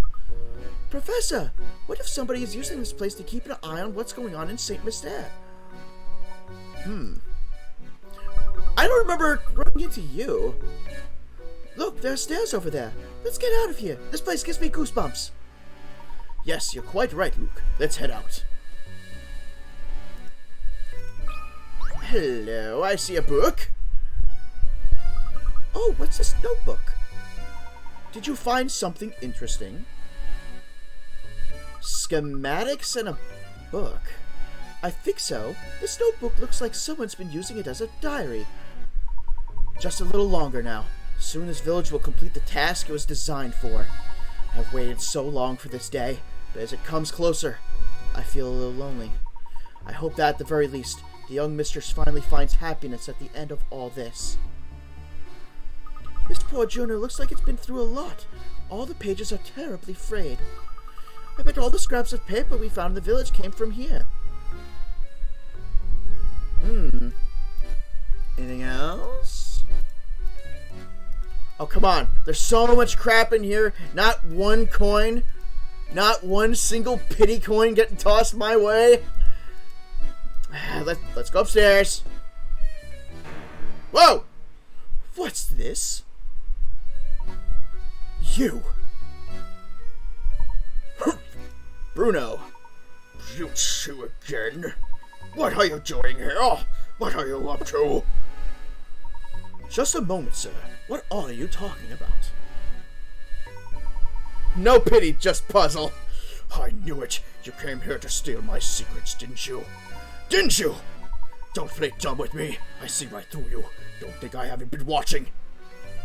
I've seen you two sniffing about every nook and cranny in town, getting in the way of my work. Now I've had it, so unless you want trouble, give me back number 38. Please calm yourself, sir. Just listen to what we have to say for a moment. We haven't intended to get in the way of your work. We are merely searching for the golden apple. Neither of us knows anything about this number 38 business. Oh. Did I just say the golden apple? You're really here looking for the golden apple, then? Precisely. Do you know anything that could be of help to us? So that's how it is there. What you're looking for is on the top floor of the tower. But watch out, because the puzzles in this tower are harder than a whole mess of diamond-tipped drills. I know they call you a puzzle master, but are you sure you have what it takes to solve them? No, why would he go and tell us something like that? I bet you just want to set us up to walk right into some sort of trap. What would I possibly gain from doing something like that? Not to mention it's my duty to guide those who seek the golden apple toward their goal. Some mischief maker snuck into the village and had me all confused, but I think I figured things out now. Seeing as how it's your duty and all, would you mind filling us in? What is St. Mystere's big secret? All right. The name is Bruno. I work for the Reinhold family. For some time now, I've managed St. Mystere from up here in the tower. Manage St. Mystere? You're the one who manages the life of each of the villagers, aren't you? What in the world are you two talking about? Surely you must have seen them too, Luke. Do you recall the cogs we found about the village and the list of names we saw in that room? Yes? All the villagers in St. Mystere are robots created by Bruno. Who here said that everyone was a robot? I think it was Vay. I think you said that everyone was a robot. Or Ramon was a robot. We don't talk about Bruno, no. What do you mean the villagers are all robots? Jet was the one who called it. Jet, good call. Damn. In other words, the inhabitants of St. Mystère aren't human, but irreticably constructed machines. They're robots, my boy. I have to say, I'm astonished that anyone could build such elaborate machines in this day and age. You must be quite the engineer, sir. Oh, aren't you a sharp one?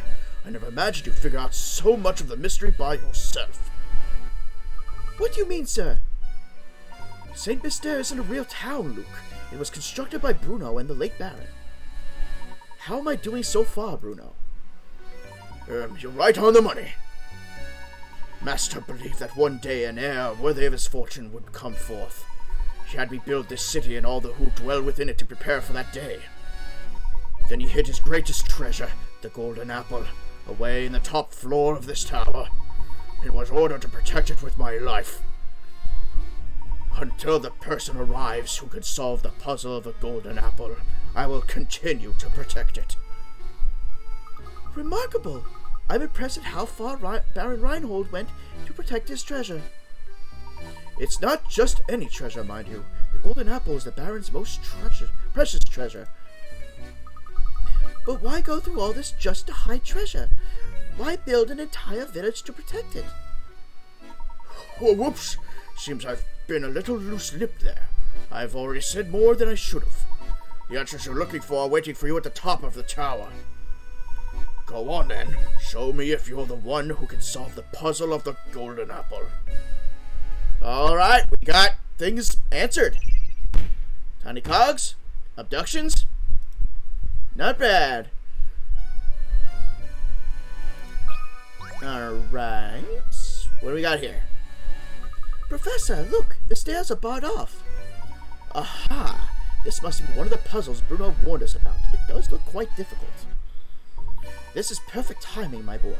I'm in the mood for a puzzle with some meat to it. Not me! I've had enough puzzles that had meat to it! Get the ball out for her. Oh! This isn't too bad!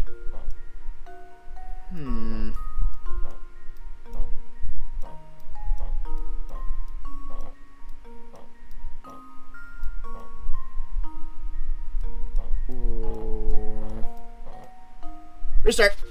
Restart! Meat puzzle! Kind of puzzle you put together and then you can eat it.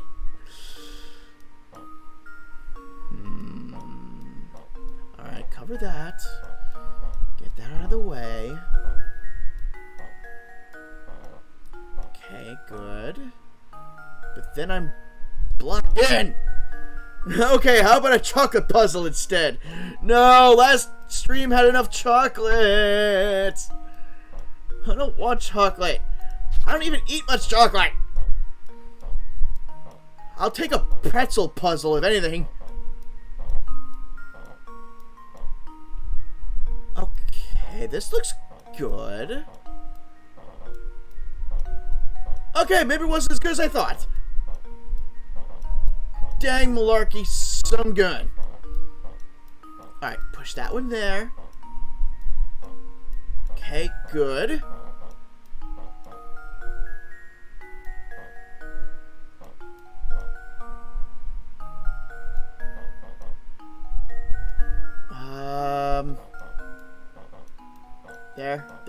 There.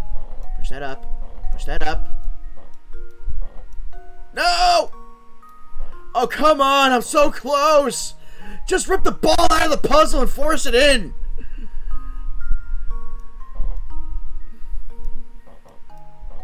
Oh! There we go. That should do Woo! it. Critical thinking is the key to success. Well done. Were you able to get the ball to the hole without shuffling too much back and forth? If you had to move the ball lots of times to reach the goal, don't worry. Figuring out how to get to the goal in the fewest moves possible is an interesting puzzle in itself. The easiest puzzle to do in one move, again, is rip the ball out and shove the ball in the hole. There we are. Come on, Luke. We must press on. Alright, let's lead the way, Professor. Say, Professor, there's something that's been on my mind for a while. Oh, what is it, Luke? When the crank for the bridge was stolen, we were sealed in the village along with Don Paolo. It could be just me, but I feel like this wasn't just a coincidence. Somebody planned it, but who? Well, Luke, I don't have any direct evidence of it, but I'd wager that it was Bruno's doing. Bruno? But why in the world would Bruno do something like that? Do you remember what he said? It's his duty to show the way to those who seek the golden apple. But naturally, Bruno had no idea what kind of people would come to St. Mystère seeking that treasure.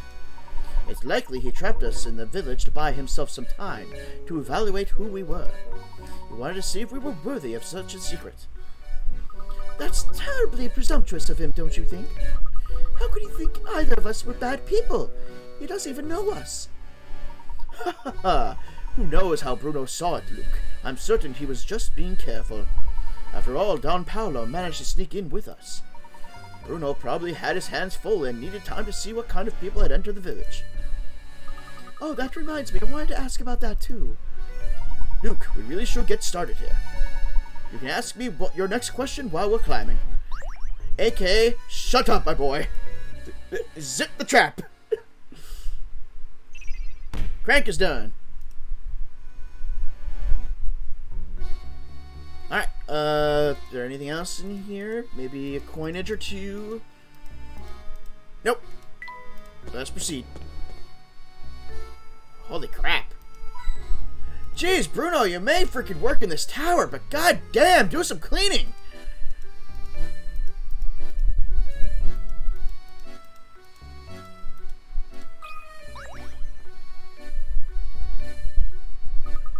Oh, not another locked door. Whoever built this tower must enjoy watching people suffer. Well, my boy, are you just going to stand there and complain about it? No. Leave this puzzle to me. Are you gonna cry? Are you gonna cry like a baby? A magic square. You need to solve this magic square in order to proceed. A magic square is a set of numbers organized in a square so that adding any string of 3 numbers, be they horizontal, vertical, or diagonal, results in the same number. Kill me! 1 and 2 have already been placed on the square for you. Complete the rest of the square to open the lock. Yay!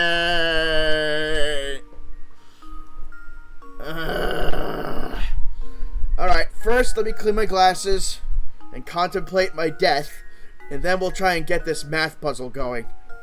Yay, math.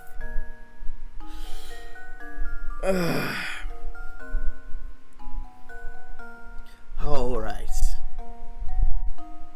A magic square is a set of numbers organized in a square. Alright, so this square. Not like a tiny square, but this actual square. Any string of numbers going this way, and this way that equal up the same. Again, as I said with the last puzzle, it's like a Sudoku. So I'm going to treat this like a Sudoku. And seeing as how this is like the middle-ish number, I'd say. Let's see, 1, 2, 3, 4, 5, 6, 7, 8, 9. 1, 2, 3, 4. No, it'll be 5 that acts as the middle number. We'll work with that.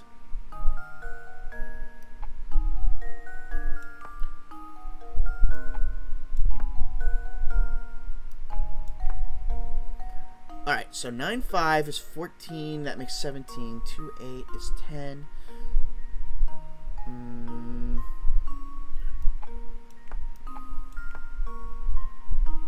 19.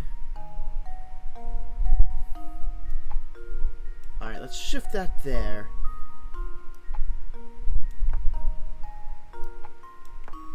2, 8, and 3. 2, 8 is 10, that's 13. 6, 5. 11. Alright, replace this with the 4? No. Jet already has it! Alright, give me a minute, and I want to try to figure this out. Crap. Before I ask. I forgot I had my controller on my lap.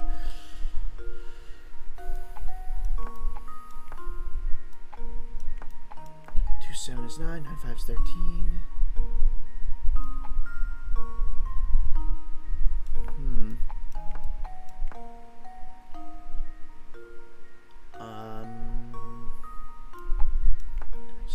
7 is 9. 9 and 3 is 12. 2 is 10. No. 11. 17. 11.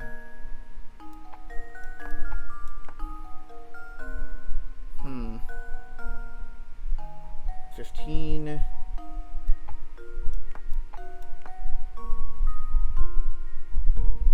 7 and 4 is 11. That makes 13. Crap.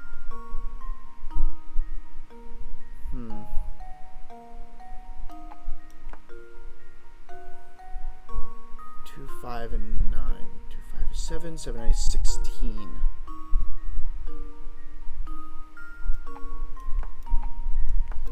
So let's go with that first. Try and do 16 because it's like one of the lowest numbers, the middle-ish number, and the highest number.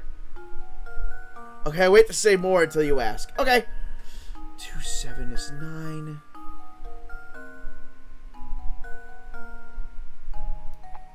9 and 6 is 15.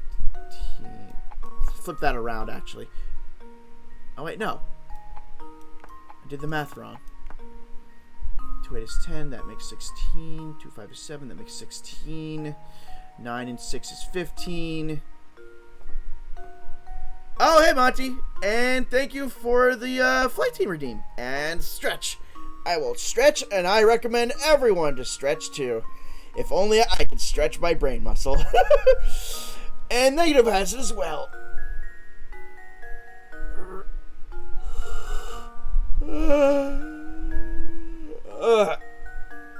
Okay.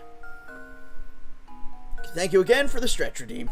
8, 5 is 13 is 14.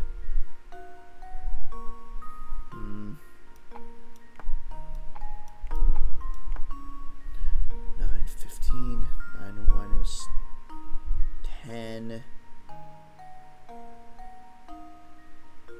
This whole 9 one is a problem.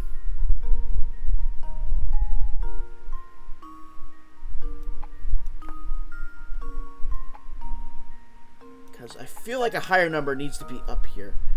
So 2, 8 is 10, that's 16. 16. 7, 9 is 16. 9 and 6 is 15.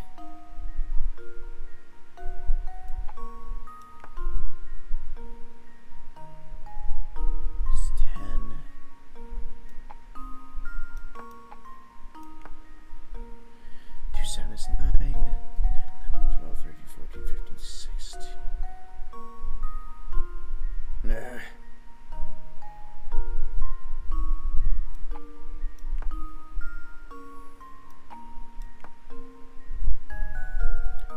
It's 10 is 11, which I think would be too low. There's 12, 13. 2 and 9, 11. Urgh.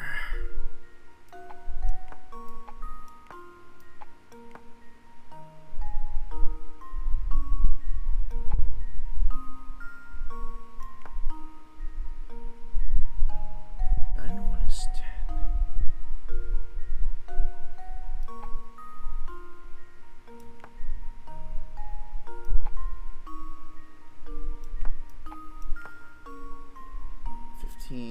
Alright, 5 and 4 is not even close. Unless the 9 has to be in the middle? 2, 9, 11, that's 5 is 16. 5, 1 is 6. 6 and 8 is 14. It's gonna make the number way too high, though.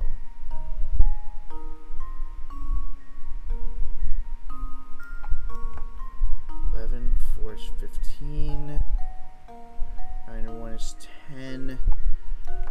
10 and 5 is 15. 4 and 5 is 9. 9 and 6 is 15. 2 and 6 is 8. 8 and 7 is 15. 7 and 5 is 12. 12 and 3 is 15. 4 and 3 is 7. 7 and 8 is 15. Got it! How does this sound? Yeah! Yes! Apprentice saves the day. Excellent. Any three numbers aligned horizontally, vertically, or diagonally should add up to 15. Magic squares have been around for thousands of years. The earliest record of a magic square dates back to 650 BC in ancient China. Earlier this stream, you did a puzzle that worked similarly but had a different objective. Yeah, the 43 through 51 puzzle. So I was kind of going by that, but then I just ended up doing trial and error. I got it. The door's open now. Good show, Luke. So what was it you were asking me earlier? I'm all ears now. I wanted to know when Don Paolo snuck his way into the village. It seems like he followed us here. The only way into St. Mystere is through the drawbridge. Plus, I doubt Franco would let in such an obviously evil character as Don Paolo. Yes, to be honest, I still haven't quite figured out how Don Paolo entered St. Mystere myself. But it seems that after he made his way in, he tried to stay at Beatrice's inn. Oh, so that's the man who skipped out on his bill. It figures it was Don Paolo. So that weasel did himself up to look like Inspector Chelmy, snuck into the mansion and... Hold on, when did he kill Simon? We'll get to that in a moment. We must keep climbing. Come along. We will have more time for exposition. Why are you here again? Ah, konnichiwa, amigos. I'm so glad to see other people. I thought I'd be wandering this place forever. Hey, how did you get in here? There's no way you solved all those puzzles. Je ne sais pas, it just happened. Un momento, I'm wandering the sewers. The next thing I know, I'm here. I take it that isn't the local hotspot my guidebook promised it would be. How curious. So where is it you'd like to go? If you go down these stairs, you can return to the village proper. Just make sure you don't fall into the large hole by the entrance. Oh, ZZ, that should be enough information to get me there. But may I ask you one more favor? All this talk of stairs has reminded me of a not-so-I-know. Answer it for me, por favor. Oh my gosh, geez, so many languages. Number 96, take the stairs. You have business on the 8th floor of a 10-story building. It took you 48 seconds to... It took you 48 seconds to make your way from the 1st floor to the 4th. If you keep moving at the same speed, how long will it take you to reach the 8th floor from the 4th? Why do I smell a trick question a mile away with this? Oh, Nazo equals mystery. Alright. Took 48 seconds to make your way from the 1st floor to the 4th floor. So going from the 4th floor to the 8th floor should actually be also 48 seconds. But I feel that this is not correct. Take you to reach the 8th floor from the 4th.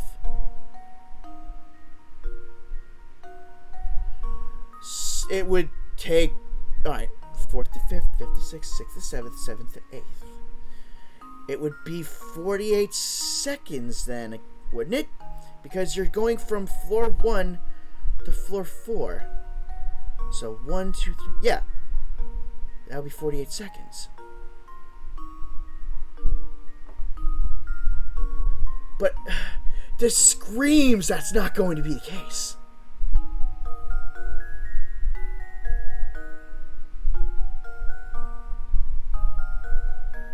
How long will it take you to reach the 8th floor from the 4th floor?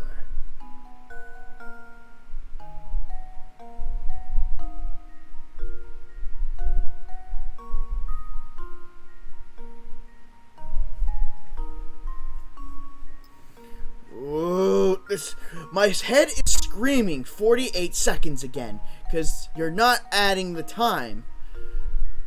Because it's saying how long it takes to reach the 8th floor from the 4th floor. So if it took you 48 seconds to climb 4 floors, it should take you 48 seconds to climb 4 more floors. 48. Please don't be a trick question. Please don't be a trick question. God damn it, it's a goddamn trick question! You're on the 4th floor already, so you've already come halfway to the 8th floor. Or have you? What? What do you mean, or have you? It says here clear as day!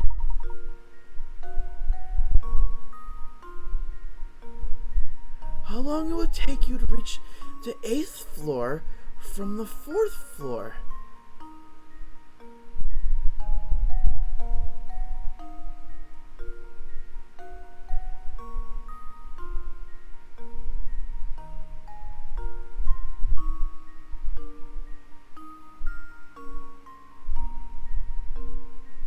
If you keep moving at the same speed, how long will it take you to reach the 8th floor from the 4th?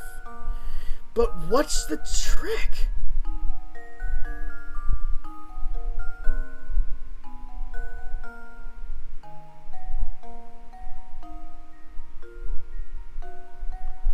And I don't want to waste more coins.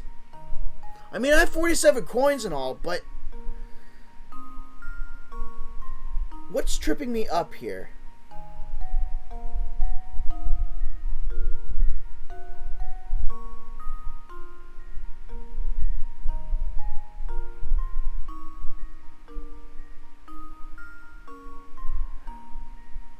Reach the 8th floor from the... Yeah, I'll take a hit, because this is whooshing me. The only thing I'm seeing here is if it's asking you if you can get directly from the 4th floor to the 8th floor, which you can't because you have other floors.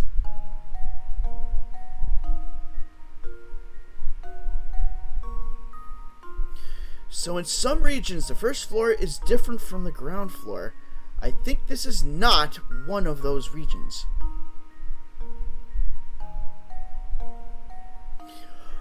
So, ground floor, 1st floor, 2nd floor, 3rd floor.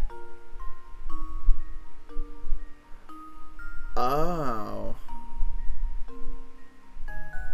It'll take you 48 seconds to make your way from the 1st floor to the 4th. So it literally would mean that would be taking you 12 seconds each for each floor. So in retrospect, it actually took this person a whole minute to get from the ground floor to the 4th floor.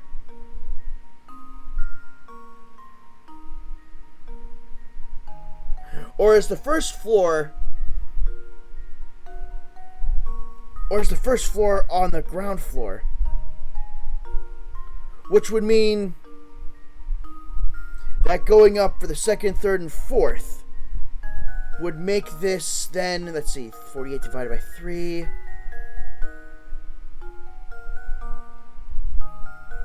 Make 16 seconds per floor. So, 4th to 5th, 5th to 6th, no, 4th to 5th, 5th to 6th, 6th to 7th, 7th to 8. Calculator, 16 seconds times 4. 64 seconds.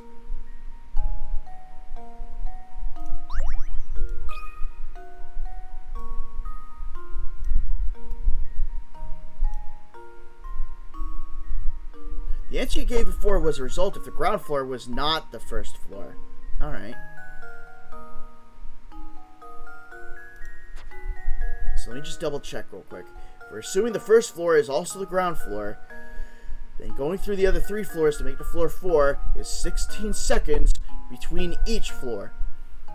So 16 seconds from floor 4 to 5, 5 to 6, 6 to 7, and 7 and 8 would make it 16 times 4, which is 64. So it would take 64 seconds. And I can't exactly put in a minute, so I'm going to say 64 seconds. There we go. That's the answer. Thank you for the hint, Critical Jet. thinking is the key to success. There are 3 flights of stairs between floors 1 and 4. 48 seconds divided by 3 flights equals 16 seconds a flight. There are 4 flights of stairs between floors 4 and 8, so 16 seconds times 4 flights equals 64 seconds. grassy. Now I'm ready to go back to the village. As I disappear into the ether. What a strange fellow. You helped! You indeed helped! Professor, do you suppose that man is human? I believe so. He's an odd one, though, isn't he? I've never seen an explorer with such a poor sense of direction. And funny enough, all the places that I go to that have floors, especially a doctor's office, they have a ground floor or a lobby. Then it goes first floor. So they should have specified that. Stranger still is how he entered St. Mystere. I don't think even he knows how he did it. Perhaps his presence yesterday was another reason why Bruno felt compelled to hide the crank. Okay. Anything special? Nope. So I guess we're going further.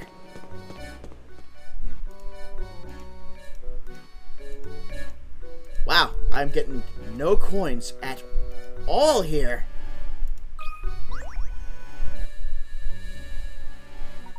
It seems that we're faced with another puzzle lock, Luke. Oh, I meant to ask you, but our run-in with the explorer distracted me. How did Simon... you know... All in good time, my boy. First, we need to solve this puzzle here. It looks to be quite the challenge. Number 97. Princess in a box. Tired of leading a sheltered life, this princess is trying to escape her castle. Armed guards, however, are blocking her path. Slide the blocks out of the way to move the red one out of the exit to the right. Her freedom depends on you. Can you do it? Maybe. Maybe it's not good enough.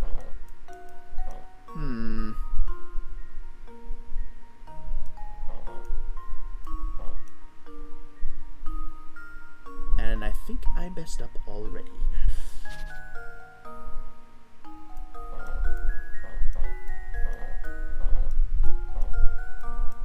Let's kind of shuffle these around in a circle.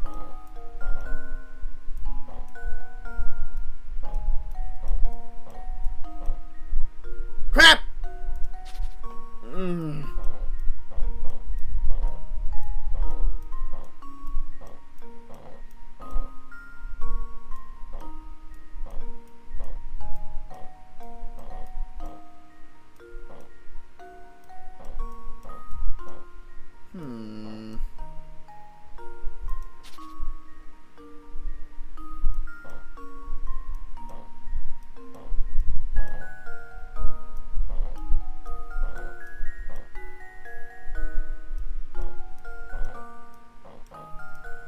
Okay, now we're getting somewhere a little bit.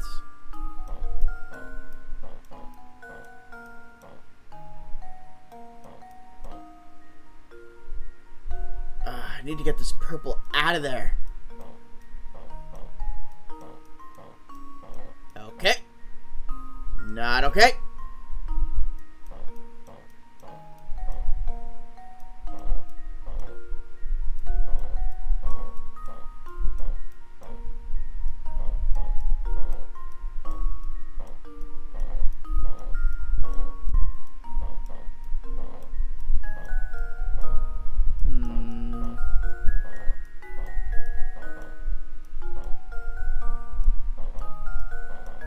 Alright.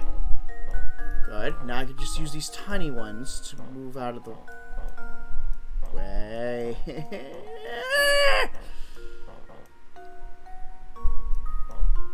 But I can't move the freaking blue ones.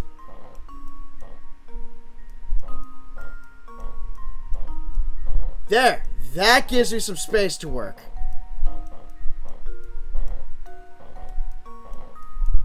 Then it's just moving these stupid green ice cubes out of the way.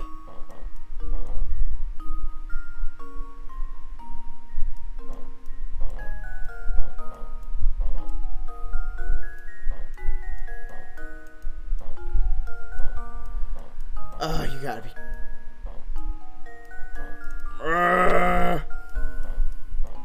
No!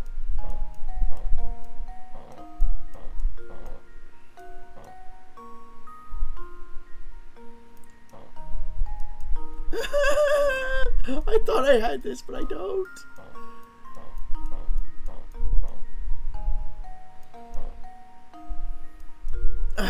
Restart.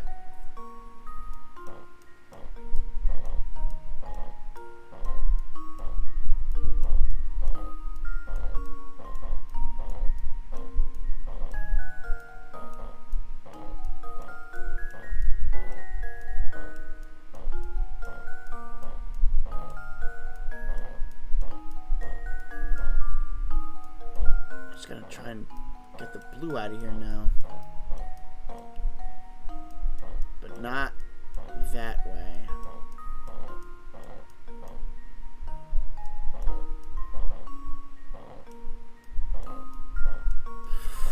Oh, holy moly. Again, this is another one of those puzzles with why can't they just rip the pieces out? No one's looking. No one's gonna care. Just rip the sucker out. Be like, there, puzzle solved. Let me through.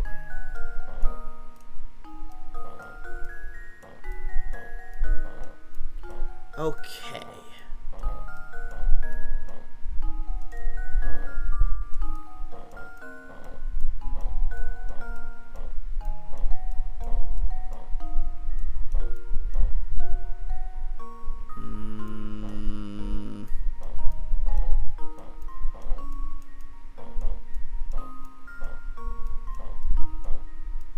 Still gonna be blocked.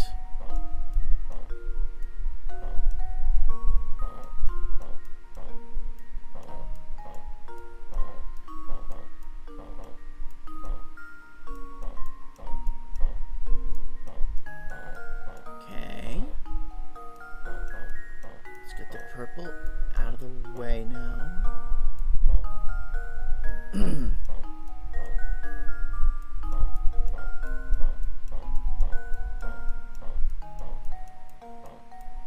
So I gotta now try and get the blue out of here.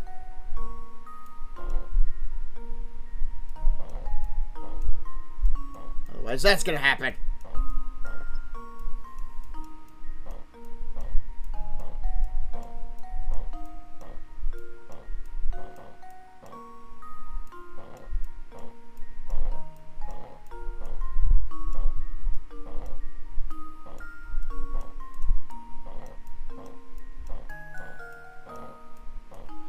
Okay, the blues are out of the way now.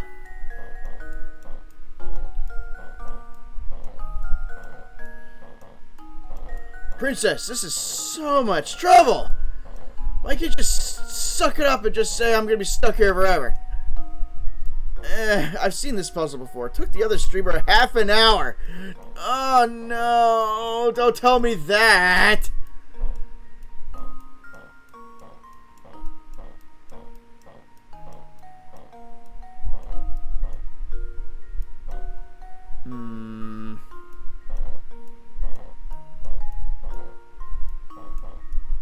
Okay, we got some progress. The Chungus cube is to the right corner. Now how can I move the purple out of there without borking myself?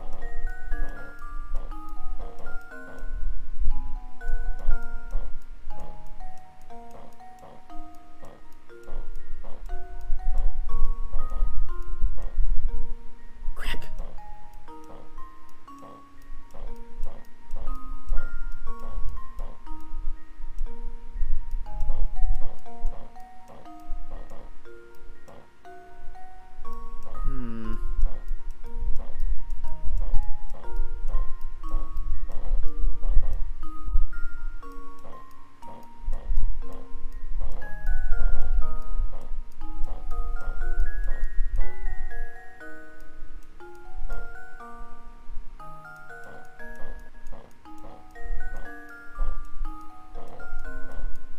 Alright, I can get the blue out of there. Good.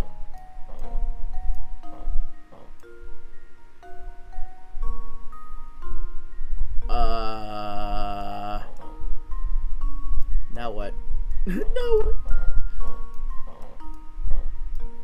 Okay.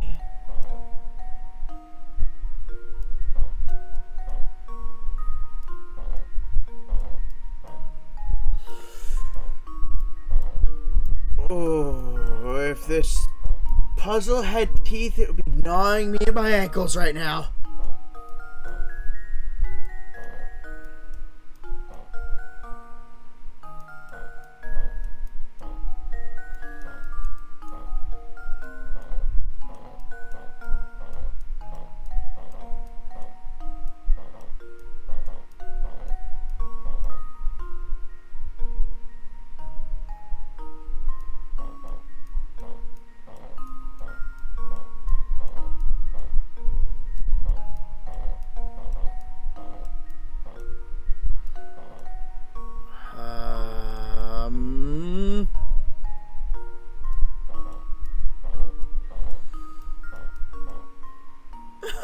Come on, I'm so close.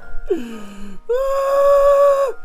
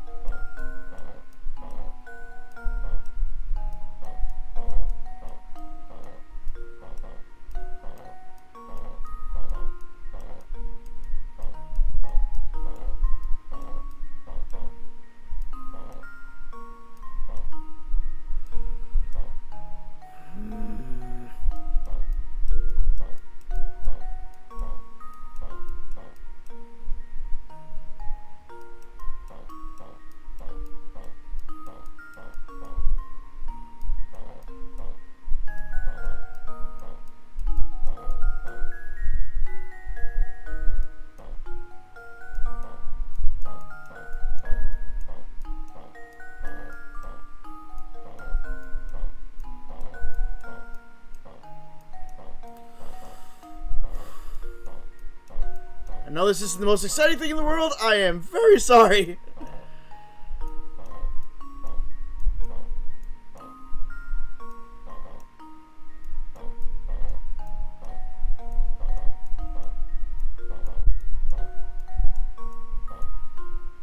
Oh my gosh.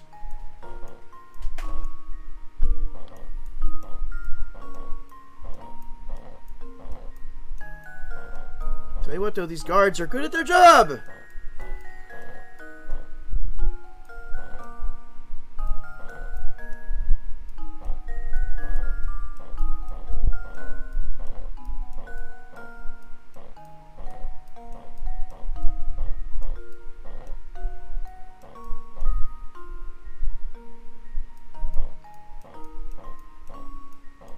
I'm gonna be so mad if I peek 1,000 moves.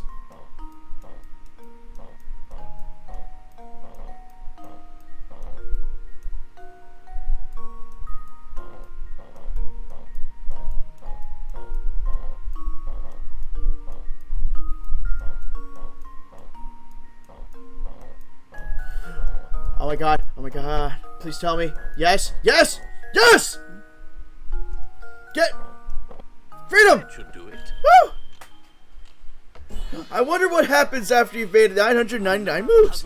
Does the counter roll over? Does the game return an error? Do you have to start from the beginning over again? Wonderful. This is a classic example of a sliding puzzle. It's also a classic example of a pain in my ass. There we are. The door should open now. Amazing as always, Professor. Now about Simon. What exactly happened in the mansion?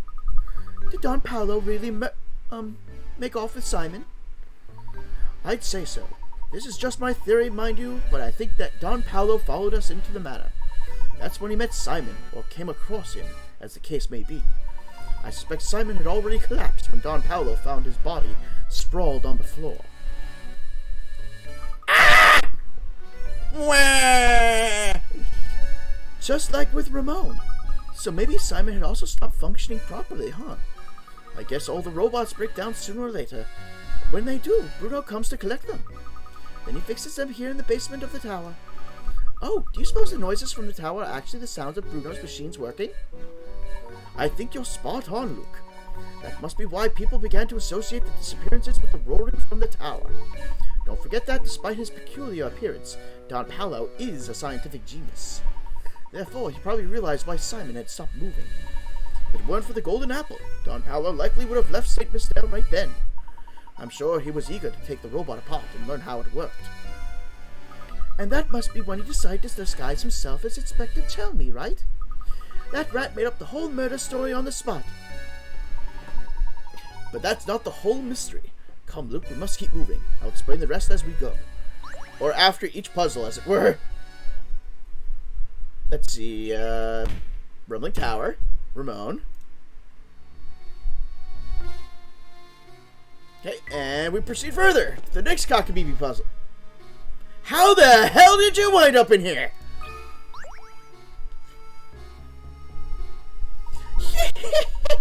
Fancy meeting you here, Dewey. How'd you like to try a little puzzle I made up? How on earth did she get up here? She must have overtaken us at some point. Funny, I didn't even see the old girl pass us. Quit whispering amongst yourselves and try out my puzzle already. It's dinner. Boy. Card order. You've placed one joker and 4 aces with different suits face down on a table. Use the hints below to determine the position for each card. The club is to the immediate right of the heart. Neither the diamond nor the joker is next to the spade. Neither the joker nor the diamond is next to the club. Neither the diamond nor the spade is next to the heart. Okay. Process of elimination and whittling down the information that is given to us. Alright. The club is immediate right of the heart. So you know what? Let's do this for now. The club is immediate right to the heart. Neither the diamond nor the joker is next to the spade.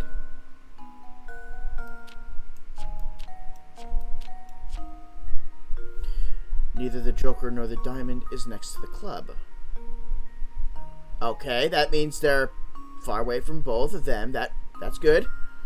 Neither the diamond nor the spade is next to the heart. Okay, so flip those two around. Alright, so the club is to the immediate right of the heart. That's correct. It is literally right next to it. Oh, and Monty redeemed with a hydrate. I ran out of beverage.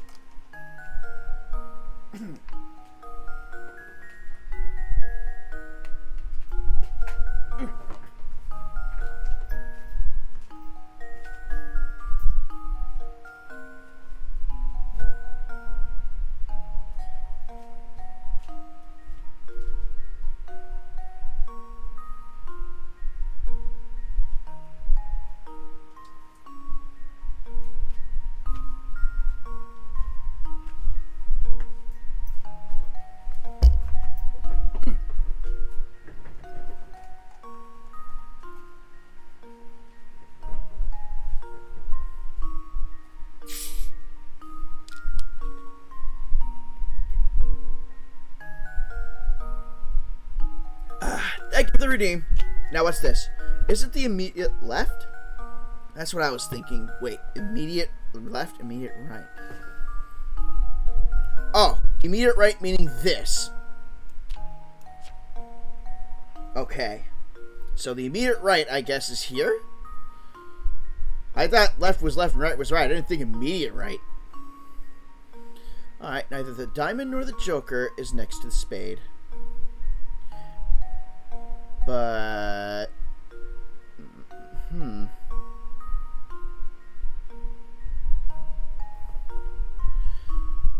That doesn't work then. Neither the diamond nor this joker is next to the spade. Neither the joker nor the diamond is next to the club.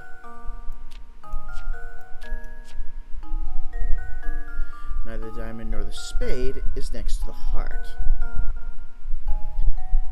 Oh no, like the club has to be to the right of the heart. Yeah, this is the club right here.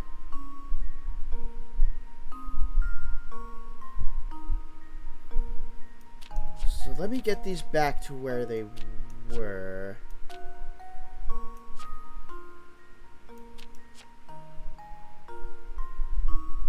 Yeah, the club is to the immediate right of the heart. At the moment, the club is to the left of the heart. Oh! So like that. The club is to the immediate right of the heart. It's not the club has to be right next to the heart. It has to be the immediate right of the heart itself. Okay, I was reading that wrong. Neither the diamond nor the joker is next to the spade, which is correct. Neither the joker nor the diamond is next to the club.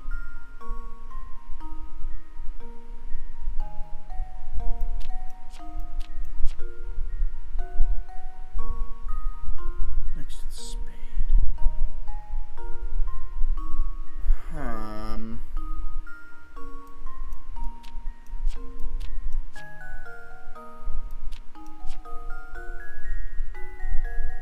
Next. The hell?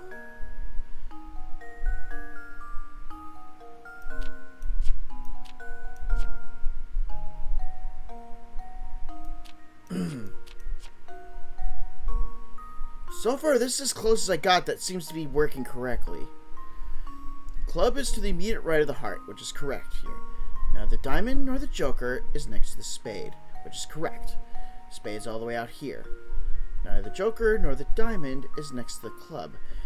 That's when I hit a snag.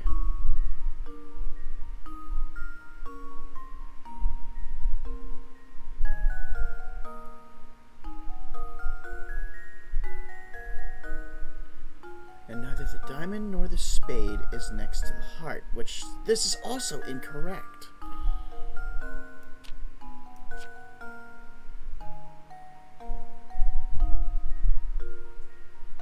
Neither the diamond nor the joker is next to the spade.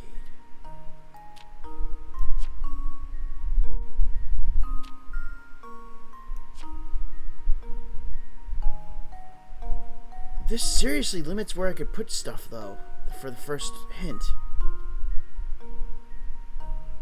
Neither the joker nor the diamond is next to the club. Okay. Neither the diamond nor the spade is next to the heart.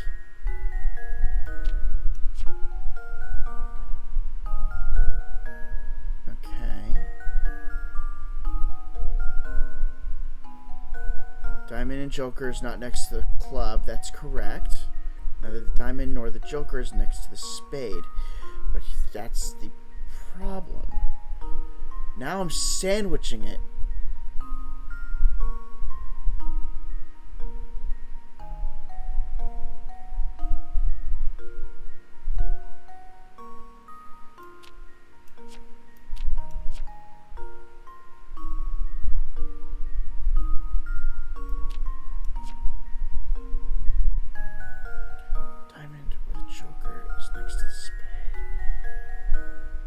What the hell?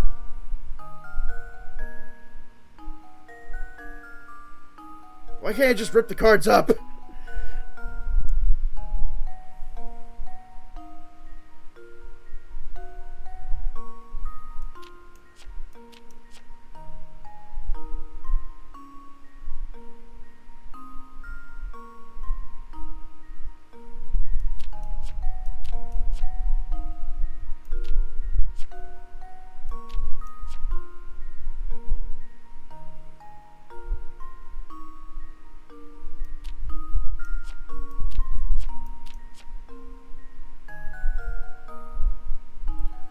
The diamond nor the joker is next to the spade. Okay.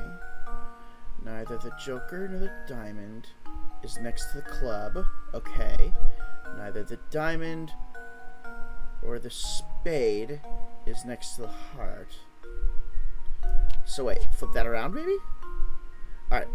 The club is to the immediate right of the heart. Got it. Neither the diamond nor the joker is next to the spade. Spade is all the way out here. Neither the joker nor the diamond is next to the club, which is correct. And neither the diamond nor the spade is next to the heart. Got it! That should do it. Woo! Critical thinking is the key to success. Excellent. Only a strong grasp of the principles of logic can get you through a puzzle like this. Oh, yes, that's the answer, all right. Well then, I guess I'll be off Come visit me sometime.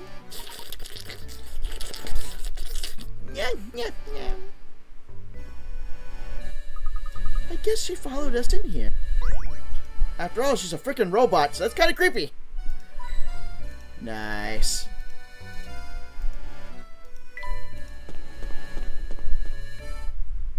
Ooh. We're outside now. Just like I thought, there's another puzzle locking this door. It looks really difficult, Professor. Luke, my boy, haven't you learned by now? No puzzle is without an answer. Now we simply need to find that answer. Here, allow me. What is the sound of one hand clapping? If a tree falls in the middle of the forest, does it make a sound? Enjoy those puzzles, Luke. 10 minutes later, Luke curled up on a ball in the corner, shivering. 3, 3, 3, 3, 3. Use each of the numbers 1 through 9 exactly once to fill in the blanks and complete this equation. 0, 0, 0, 0, 0 minus 0, 0, 0, 0, 0 equals 3, 3, 3, 3, 3. And I had one too many zeros, so it's 0, 0, 0, 0, 0 minus 0, 0, 0, 0 equals 3, 3, 3, 3, 3. That's a cone, which is different from a nozzle. Oh. Okay, Jet. Thanks. I was trying to be clever, but you kind of squashed my mood. Oh. Alright.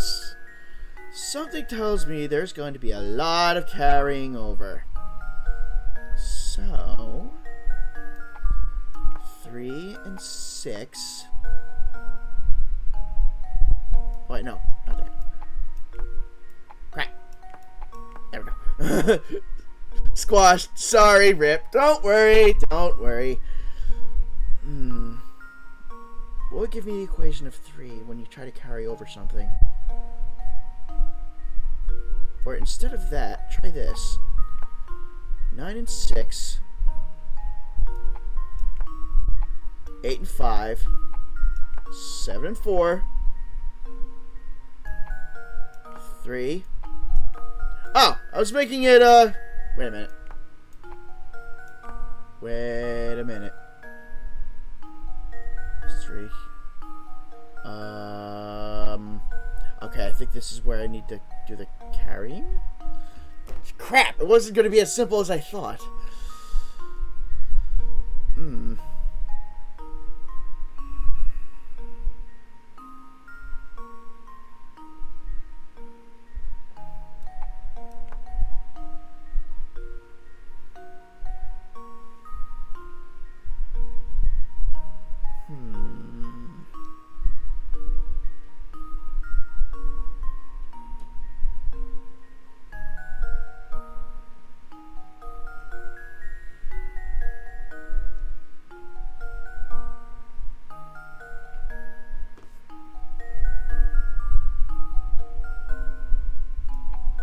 So if we are going by the principle of carrying, then 4 would have to be here. That way it goes minus 1, which comes 3, and that brings the 3 down. Okay.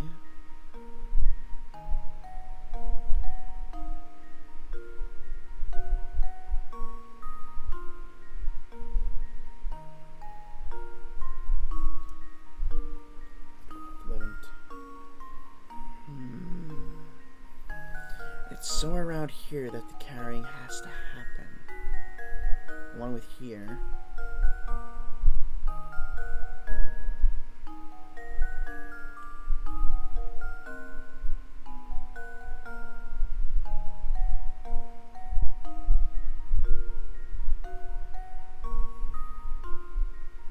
Eleven, 7.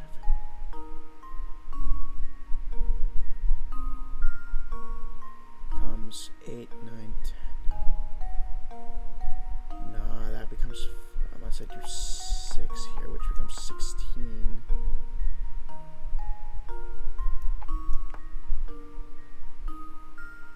And 9. No, what am I doing?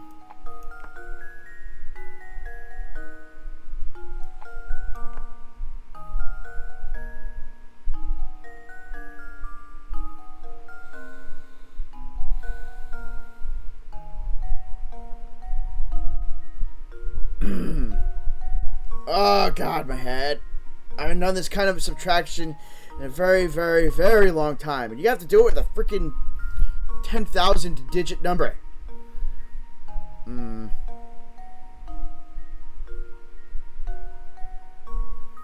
carry that. So something here and here needs to result as 3. Or at the very least a 13.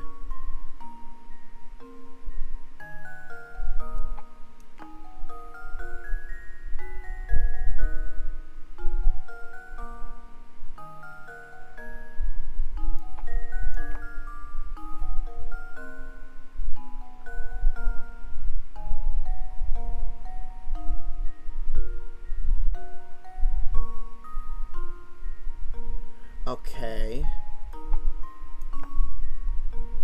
Because that comes 11. 11 minus 8 is 3. Okay. And then 6 minus 3 is 3, 7, and 5. No.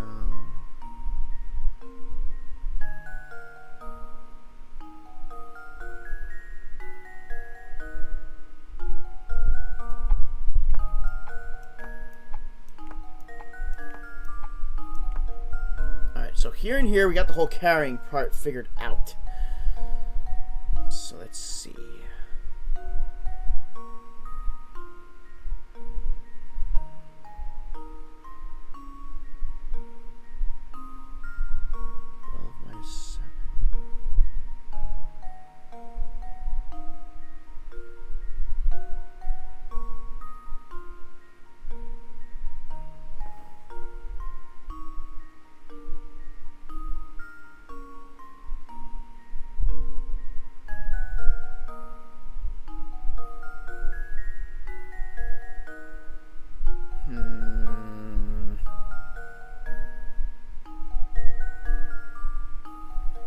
Actually,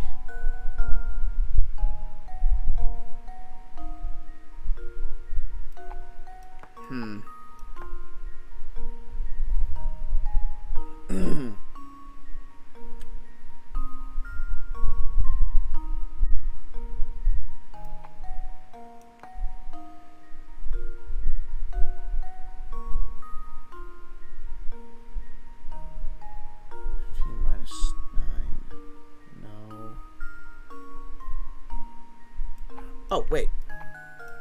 12 minus... No. 12.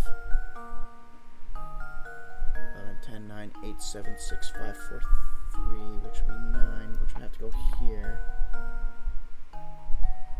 Okay, which comes 3. And this one will get downgraded by 1.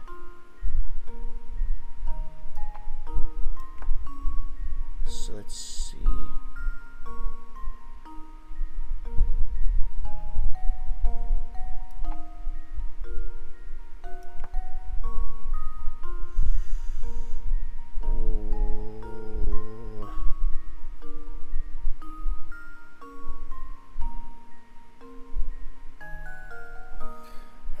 My head!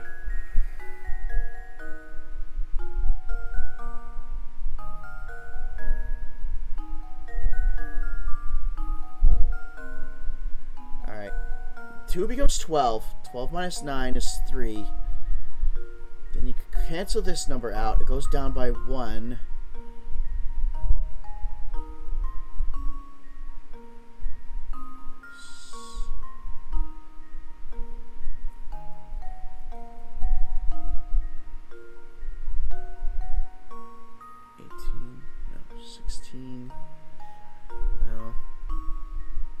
At least one solution. I'm glad you see it.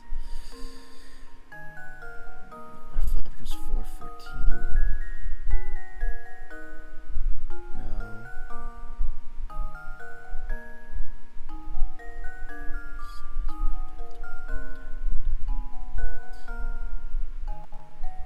7,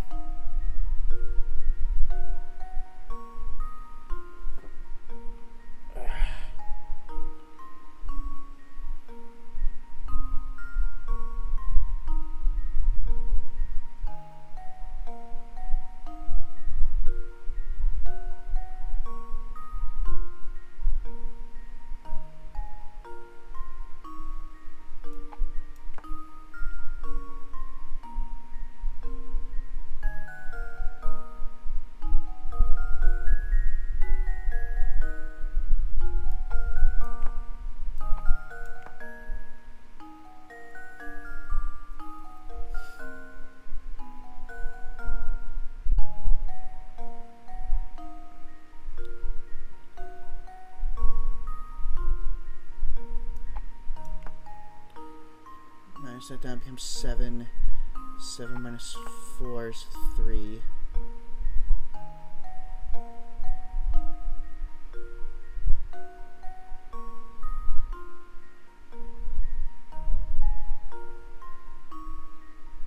And then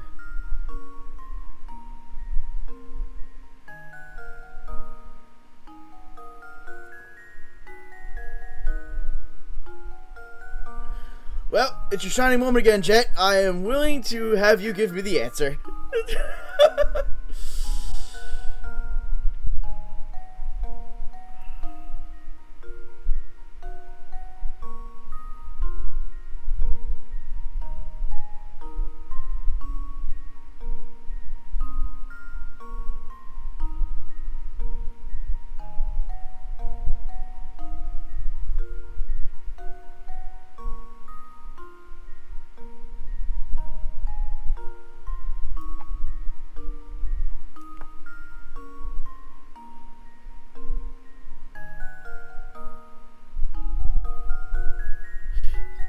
Yeah, that's what I'm trying to figure out mentally, is the whole carrying thing. Because that's how I got it here sort of figured out.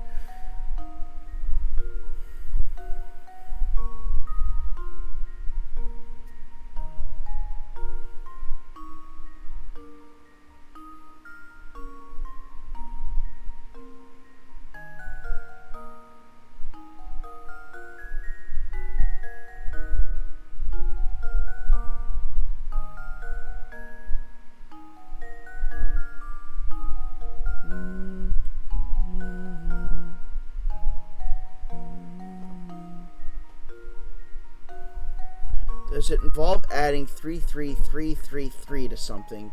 No, it's just we have to use these numbers here to give you the subtraction problem that equals 33333. The way you had it earlier, 4 times 12. 4xx12 xx79 was kind of close, but the digit to the right needed to be to the left. So, like here.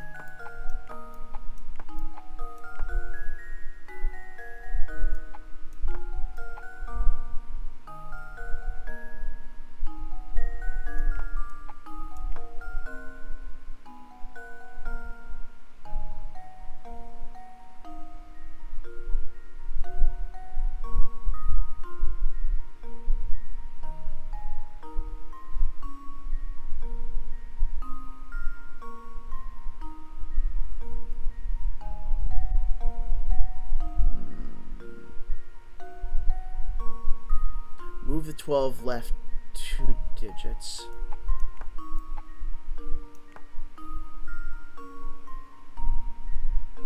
Okay, yeah, 12 minus 9 becomes 3. Move here, carry the 1. 10 minus 7 becomes 3. Turn that into a 3, that becomes 3.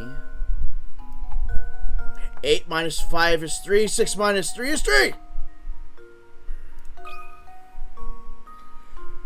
There we go. Woo! Puzzle has an answer. Nice job, Jet. Nice job. Oh, that's right. There are 2 direct configuration possibilities. Did you manage to figure out both? Not me. Nope. Creativity and persistence, Luke. As long as you have these, no puzzles beyond your reach. Professor, I was just thinking. Do you remember that picture we found in Lady Dahlia's room? The one of the Baron's late wife, Violet, holding a child who appears to be the young Flora, of course. Yeah, I wouldn't have gotten that far if you hadn't happened to have the 4, 2, 7, and 9 on there. That's the one. It's uncanny how much Lady Violet looked like Lady Dahlia. Do you suppose Baron Reinhold's journal entries were talking about Lady Dahlia? Sharp thinking, my boy. I believe it went something like this. The craftsmanship of it is simply remarkable. It reminds me of my sweet Violet when she was alive. That's the one that tipped me off. Professor, do you suppose Lady Dahlia is actually a robot built to resemble Lady Violet? That's entirely possible, maybe even probable given the circumstances. But if so, what a terribly sad story these entries tell. Do you remember what the next entry said? Flora doesn't like the thing at all. I've seen her run away from it on multiple occasions. Recently she spends more time playing by dear Violet's grave than anywhere else. I'm sad to say, but I doubt Flora will ever take to it. I can't blame her, as I've changed its memory. I felt terrible forcing that change on Flora, but I just couldn't bear to see it like that anymore. Violet, there can never be another you. You are my first, my last, and my only. The Baron arranged for the construction of a robot for Flora that was identical to his late wife. But living with a machine that is so familiar to his wife must have been too much for him. Thus, he decided to change the robot's personality, and so Lady Dahlia was created. As she was originally created as a mother figure, she must have gone through a confusing transition. Professor, do you suppose these robots feel sadness? Honestly, I'm not quite sure. But I have a feeling that each of these robots has something not unlike a human heart. What do you think? I hope that they do. Lady Dahlia! Solved! So all we have to do now is just the golden apple and noise. And a coin! Anything else? Another coin? Nope.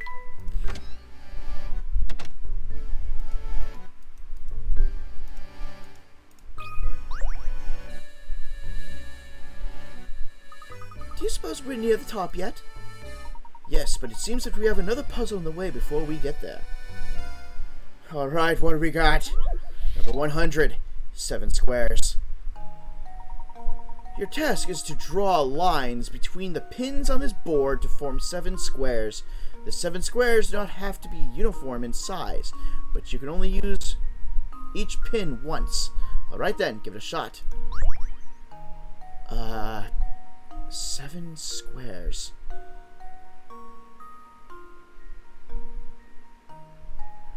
This diagonal one's a weird one. Alright, so there, there, there, and there.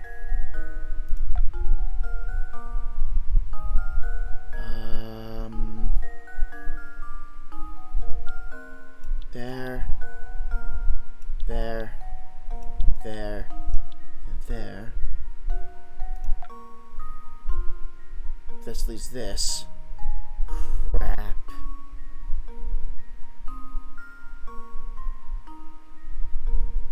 This is gonna make a triangle, not a square.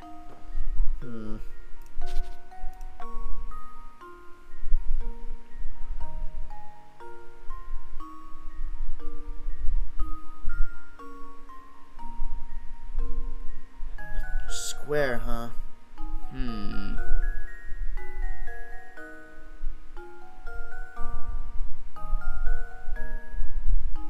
So there's gotta be a point I can do this.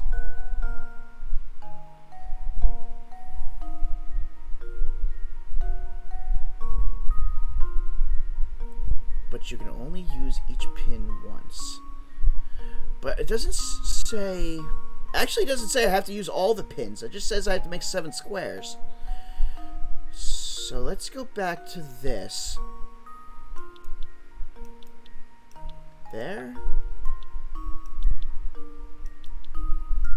There.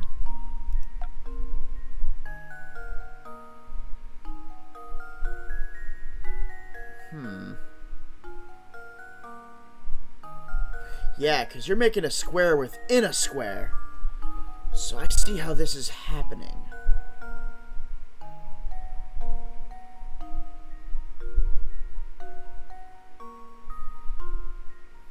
But I've also run out of space.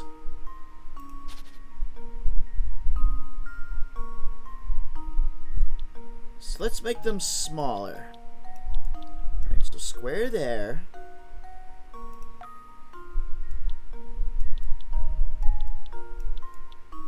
one there. And there's another square, so that makes 3.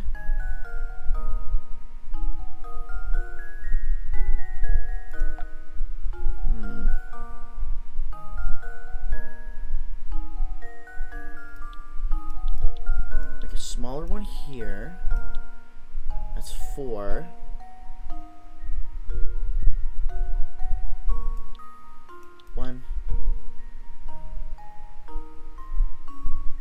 Nope. Nope.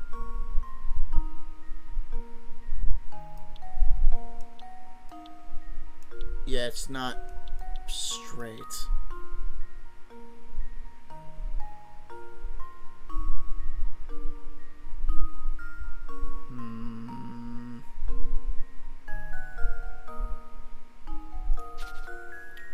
The problem is these ones that are sticking out.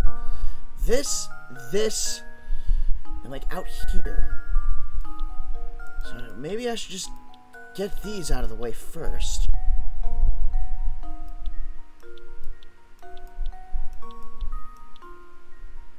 Okay. So that's 3 squares plus this square here, which makes 4.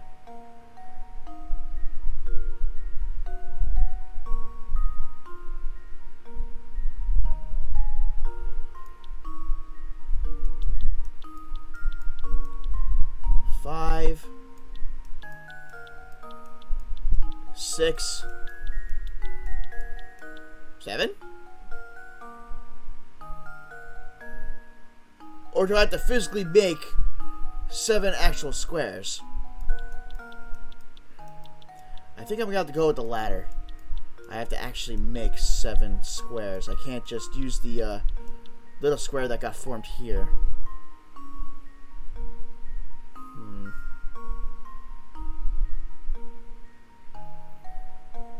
Maybe it is a trick thing. You know what?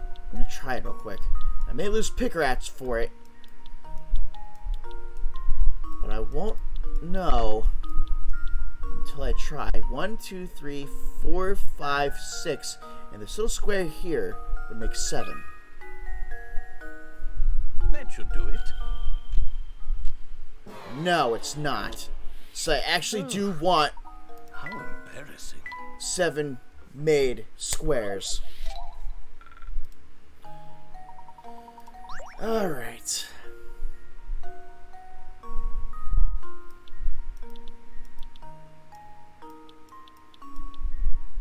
Gotta run for now. Might be able to come back. Alright, Jet.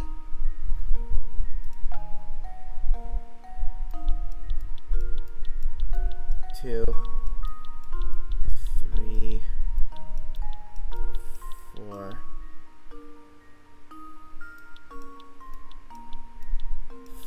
5. Alright. 1,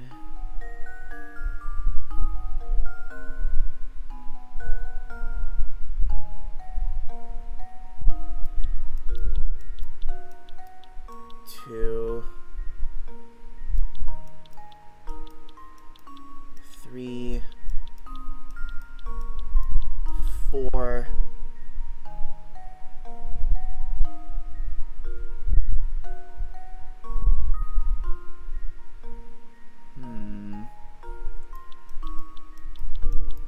5.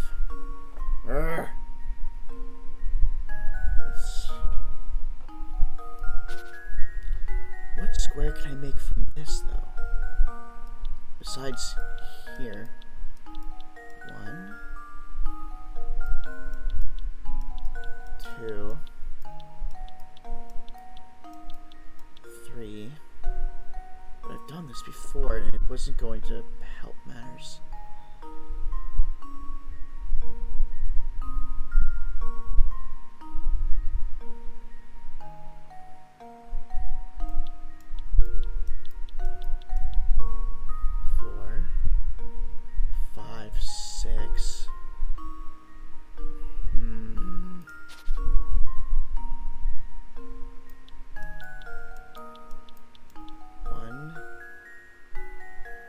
Actually, no.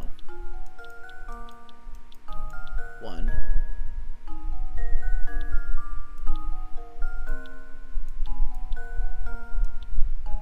Dang it! I thought I could make a big one like that. Urgh.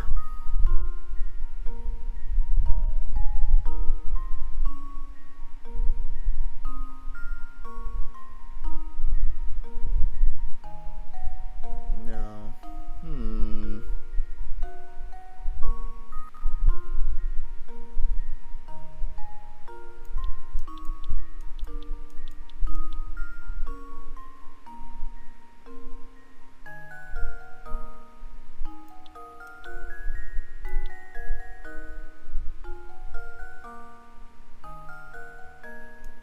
They probably have to be straight lines too, don't they?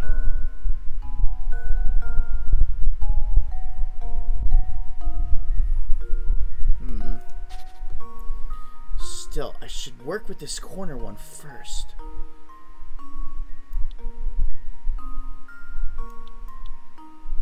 Two, 3, 4. Oh! I forgot, I can actually do that. Alright. So hold on. 1, 2.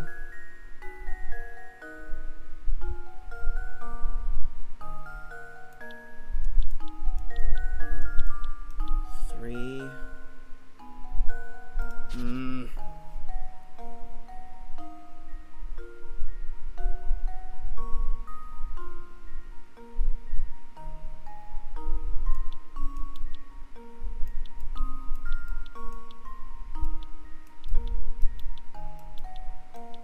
That's what I wanted to do.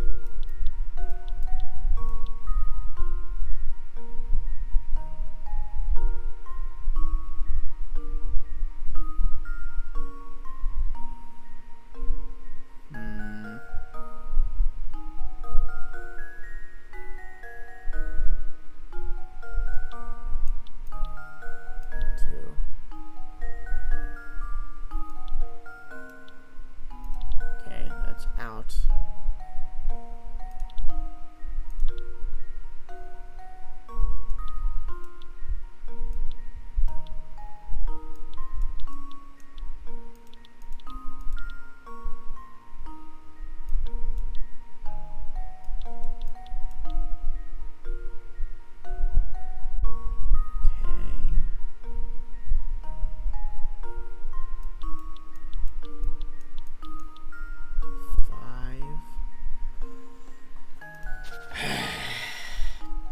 Son of a gun, I'm tripping over my own damn wires. Give me a break. Because I think we're close to the end of this game and I want to at least get the main story done.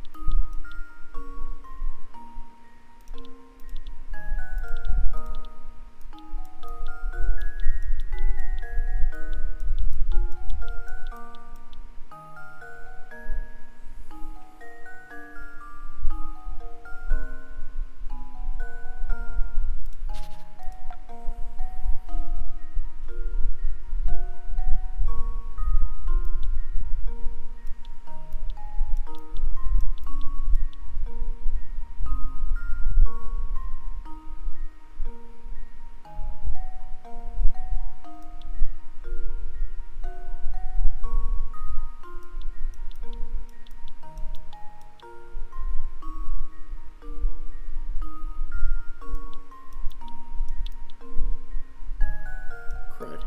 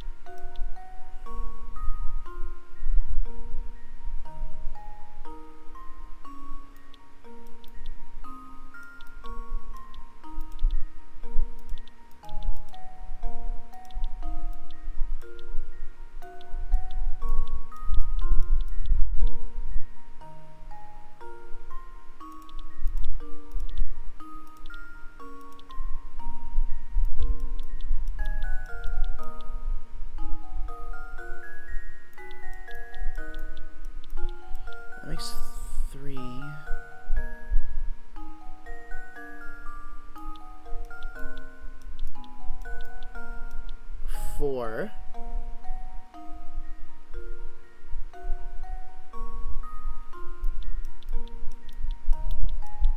5.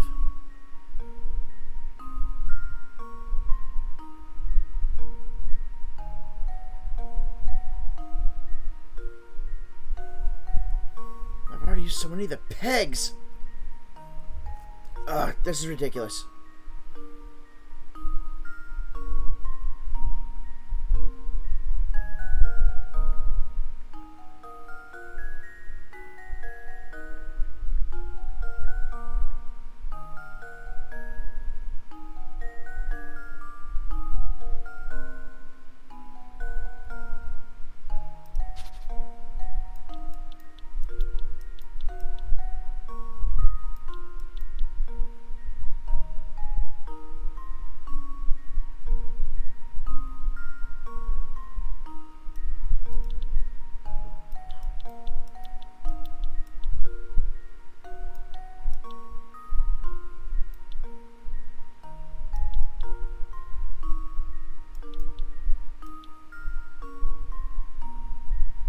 No wonder this was throwing me off. These shapes are weird.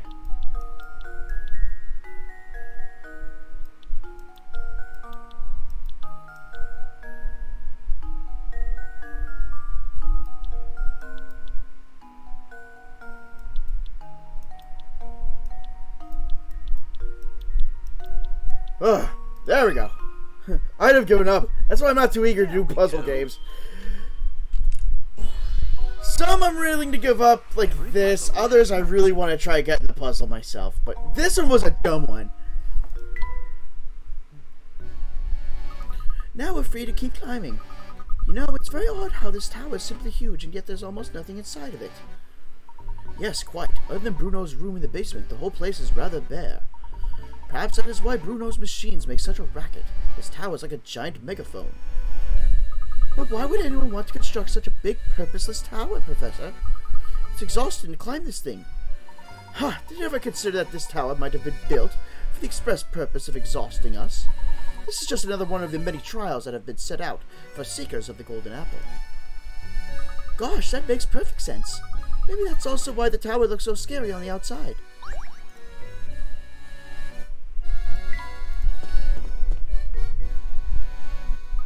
This floor doesn't appear to have any puzzles set up for us, so if we climb this spiral staircase, maybe we'll reach the top floor? I think you may be right, my boy. We'll reach, come, let's hurry.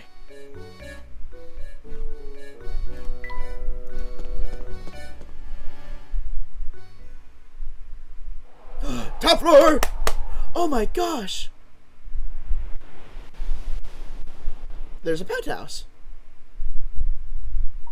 Our view was obscured from the ground, but who would have suspected a charming cottage like this here? Look, the lights are on, Professor.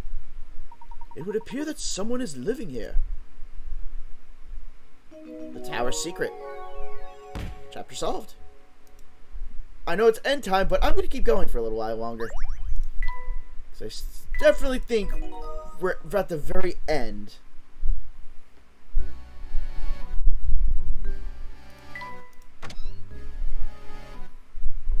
You've reached the top of the tower. Continue into the house.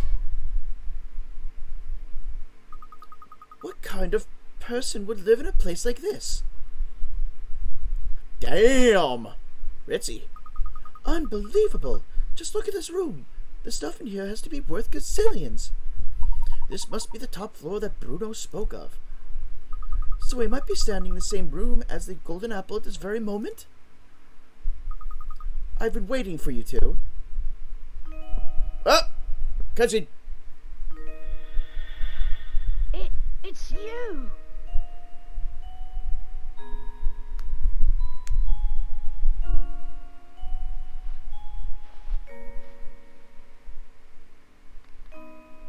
No!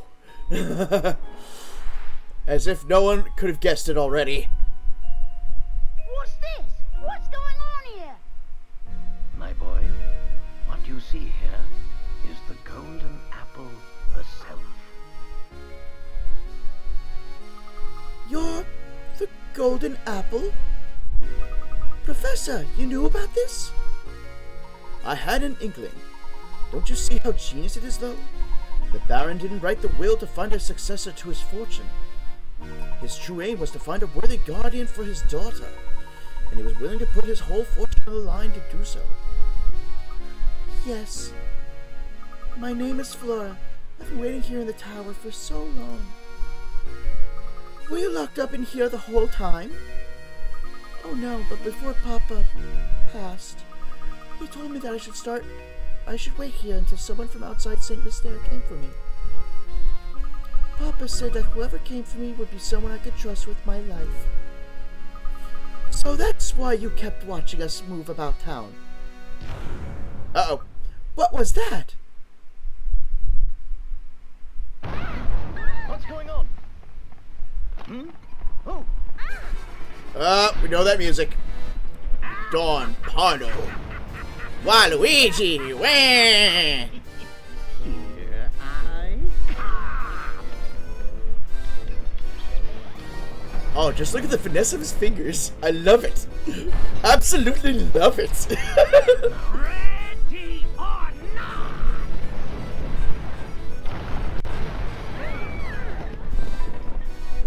Follow me. Come now.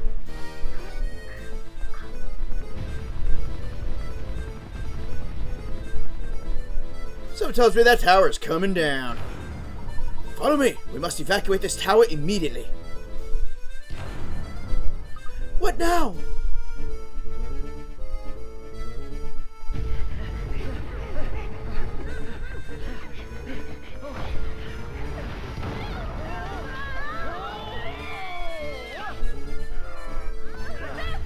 Luke, go ahead without us. I have an idea.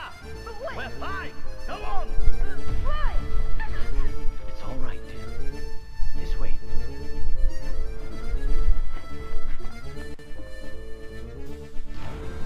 What are we going to do? I've got it. Just wait a moment, Flora. Okay. Oh, he's gonna MacGyver something, isn't he?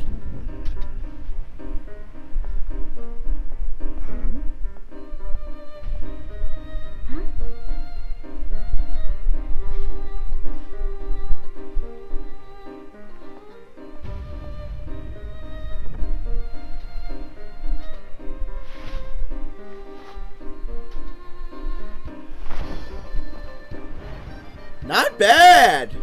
It probably wouldn't work in our reality, but not bad. Layton, I'll smash you right out of the sky.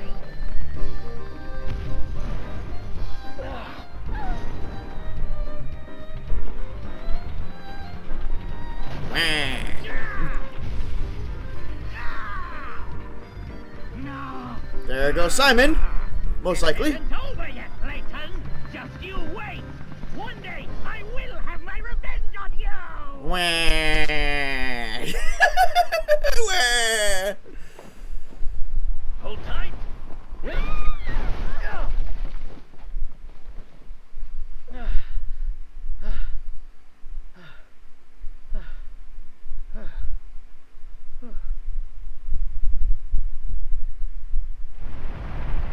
And no more tower. And the entire area should be kind of destroyed with that much debris and all that crap.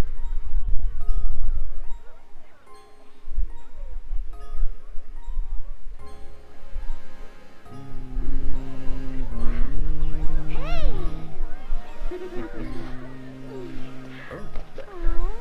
Aw, that's nice.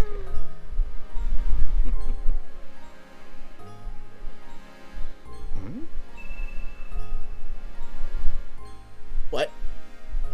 Beauty Mark? Thank goodness you're all right, Professor.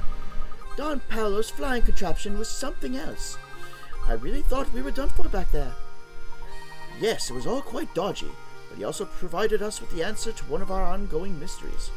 Do you remember that awful noise we heard the first time we visited Vinehold Manor? The one that spooked Claudia? A birthmark on a robot? No, she's not a robot. Everything else was a robot. Reinhold built this place for Flora, so she's the only human here besides, I think, Butch. You've put it together. The racket was likely Don Paolo's contraption, making a crash landing. If that's the case, then we now know the approximate time of Don Paolo's entrance into St. Mystere. That makes perfect sense. It figures then that Franco wouldn't have noticed Don Paolo's entrance. So if Flora is the golden apple that everyone's been looking for, that means the treasure that Lady Dahlia and the others were chasing never existed in the first place. Everyone's a robot, especially Layton. No, I'm fairly certain they weren't mistaken. I do believe a fortune is hidden somewhere within this village. But the Baron would need to hide it somewhere only the golden apple would know to look. You mean that Flora knows where the treasure's hidden? I'm sorry, but I don't know about any treasure like that. Let's head back to Reinhold Manor one more time. I suspect we'll clear everything up there.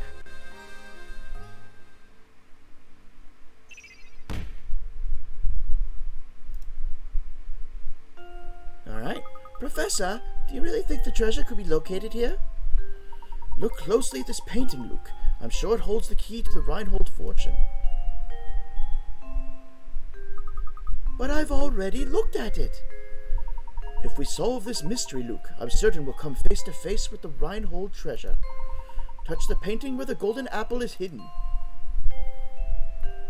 Hidden there. Right where that birthmark showed up. I remember now. It's right here. Luke, you ruined a $10 million worth painting! Aha! A hidden switch. The switch seems to have activated the wall.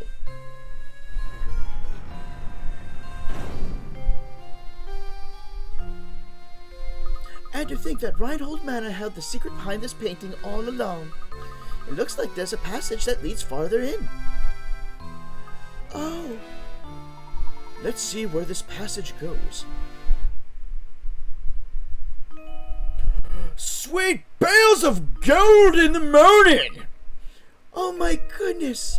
Look at this place! I had no idea. Now, how in the world did you know that the switch was hidden in the painting? Listen closely, Luke. Wisdom wasn't the only thing Baron Reinhold required of potential guardians for his only daughter. You saw too, did you not, that peculiar mark on her neck that only appeared once she laughed? In other words, Baron Reinhold set out one last requirement for the potential inheritor to his fortune. He wanted someone who could make Flora smile again after losing those dear to her. To that person and that person would to that person and that person only would Baron Reinhold reveal the location of his actual fortune. That's unbelievable, Professor, but it all makes sense now. Flora, my little Flora. Who's that? Where's that voice coming from? Flora, you've made it here at last. That voice? Papa, is that you? Papa! My dear Flora, has the village watched over you as I would have? I built St. Mystere for you so that you would never have to know true loneliness. Well, to be fair, Bruno did the actual building, but that's beside the point. In any case, if you've come this far, I suppose it's safe to assume my plan was a success. My greatest regret is that I'm not there to see you become a young woman, but please know that I want nothing more than for you to be happy. Whether the person by your side right now can give you that or not is up to you, I suppose. And to you who have found your way to my daughter's side, you have my heartiest congratulations. If you can make it through the barrage of puzzles I set before you, hopefully you do not have to look up this so-called Google. Heaven knows what that meant. I imagine a person of your abilities has already caught on. Allow me to reveal St. Mystere's secret. The secret of St. Mystere? Recently I was told by my physician that I don't have much time left on this earth. I can come to terms with dying, but the thought of leaving my only child alone in the world torments me. This is why I've commissioned Bruno construct St. Mystere. At least this way, she'll be safe and protected until she's old enough to venture to the outside world. Streets and buildings are the bones of a village, but its heart is the people who live in it. This is why I asked Bruno to create all the villagers here, as well as all the puzzles hidden within them. I've asked Matthew to make news of my death public only once Flora has grown past childhood. Oh, Matthew isn't a robot. Matthew is also human. So, stranger, how does my beautiful little flower look now? I imagine she's blossoming into adulthood. You got quite years yet. Equally important to me is finding someone to whom I can entrust both my daughter and my fortune. This is why the inhabitants of St. Mystere are constantly testing the knowledge of the visitor. If you've made it this far, it must mean that you possess both wisdom and dedication to my daughter. I am confident that you will take good care of my fortune and Flora. This is why everything in this room, the whole of my fortune, belongs to you now. When you remove her from here, St. Mystere will complete the objective for which it was created. I imagine the inhabitants will fall into a deep sleep, from which they are never to awaken. Now wait just a minute. Is he saying that if we take the treasure, all of St. Mystere would just disappear? I honestly don't know the answer to that question, Luke. But it's possible that St. Mystere is designed to shut down the instant we lay a hand on the treasure. So if that happens, everyone will just stop? Just like puppets with their strings cut? I leave it to you, brave traveler. Draw the curtain on St. Mystere and lay this lifeless village to rest. Above all else, take care of my precious daughter. She's in your hands now. Oh, Papa. I can't believe it. If we even touch this treasure, all St. Mystere will just grind to a halt. Flora, by right, this inheritance belongs to you. You should be the one to decide what's done with it. I don't want it. But why ever not, my dear? The people who live here have been with me so... Bleh. The people who live here with me... Oh my god, why can't I talk? The people who live here have been with me for so long. Curious as this village is, it's watched me grow up. I want St. Mystere, my village, to stay just as it is, forever. I see. Then so it shall be. But what of you, Flora? Will you stay here with your village?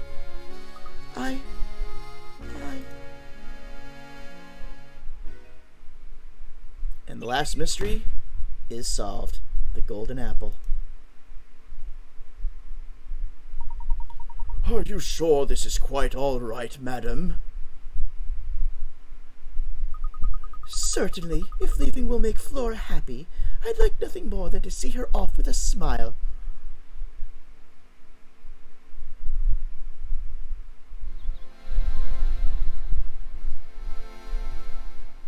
And I guess they found the crank.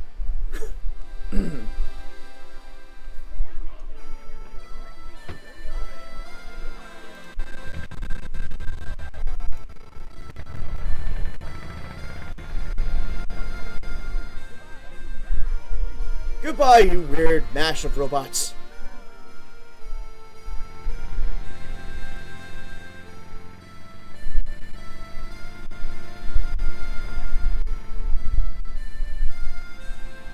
Goodbye then, little village. Aw.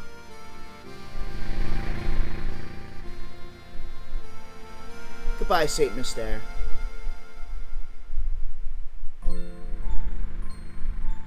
What an astonishing village that was, Professor Layton. Does this mean you'll be gracing the front page of the London Times again sometime soon? No, Luke. St. Mystere's secret must stay between us. Huh? Why do you say that? You see, my dear boy, we don't want people to make a spectacle of Flora. That wouldn't be right. Of course. Always thinking of others. Well, one must always put a lady's needs first. That's what a That's gentleman does. Yes, I knew it!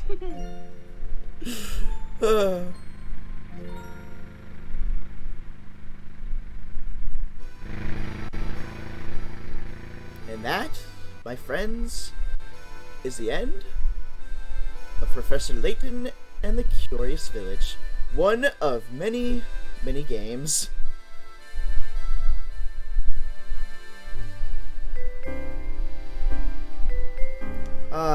This was nice.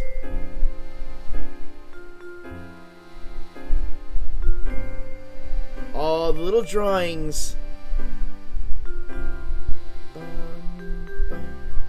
Great game. Thanks for sharing. Oh, we're not done yet. Don't forget, there is Granny Riddleton. All the puzzles that I missed, we're gonna take care of them one by one next stream. Plus, we still have to put together the gizmos. We need to put together that painting with all the pieces we've collected. So I'd say we probably got one more stream out of this. Because if you think I'm going to turn a blind eye to some of the puzzles that I was like, nope, we're not doing, you are absolutely mistaken. I am not sweeping those little buggers under the rug. I said thanks for sharing. I am happy to share, Vay. Very happy to share. Man, with a flipsy Ferris wheel like that, that thing should have just broken apart the moment it made contact with the ground.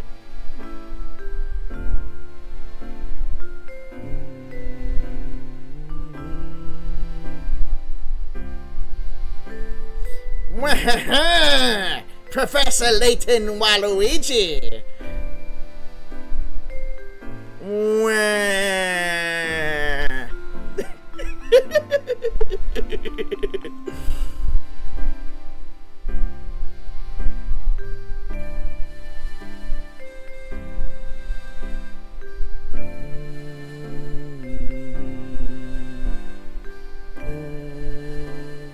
I can say for certain though, once we're done cleaning up those puzzles, I'm taking a nice break from puzzle solving for quite some time.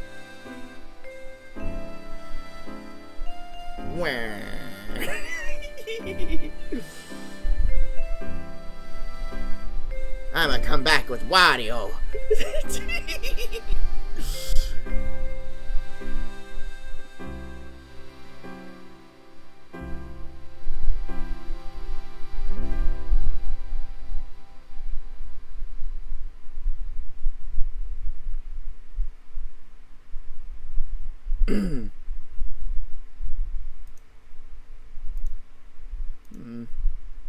Still can't click out of this yet.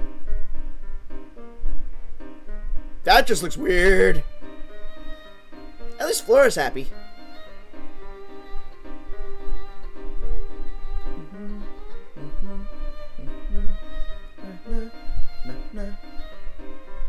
And I believe, if memory serves, the only Laytons I've never played are the ones for the 3DS, and there's one for the DS that I was never able to find. But we'll get to those in time.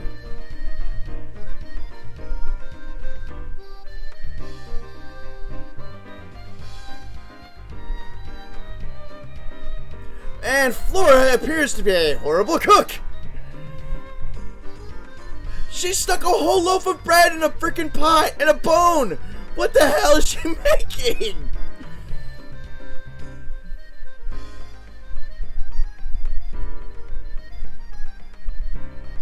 And he's still wandering.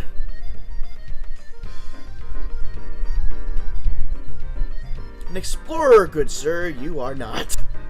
Not a good one, that is.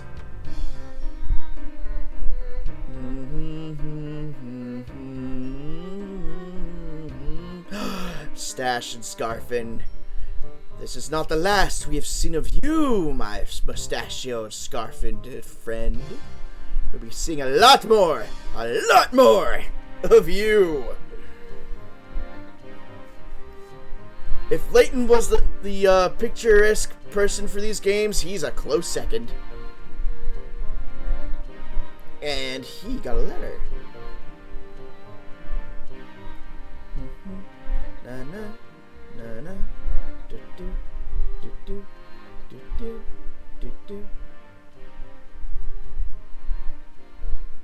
Nice picture of everyone.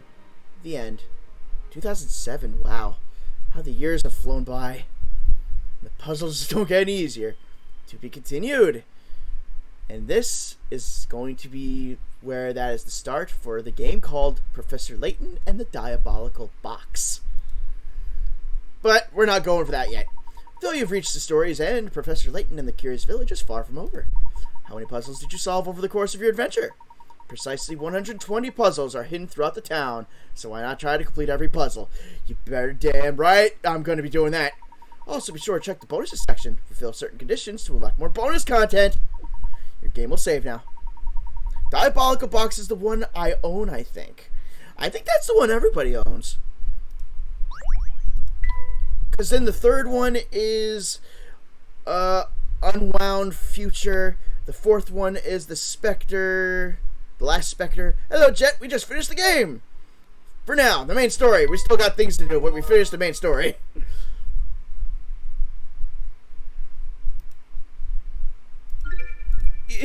Yeah, oof. You kind of missed a little bit.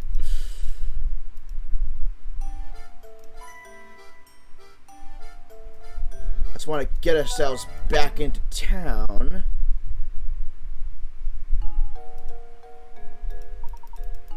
Doo-doo-doo-doo.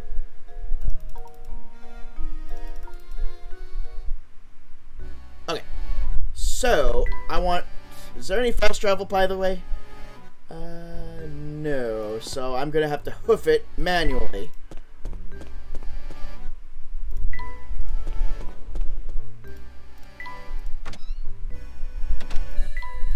They couldn't have put an elevator in the game, could you?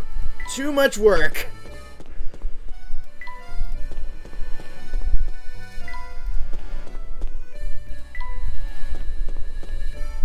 There we go. Just don't fall in that hole. Alright, let's get to the main part of town.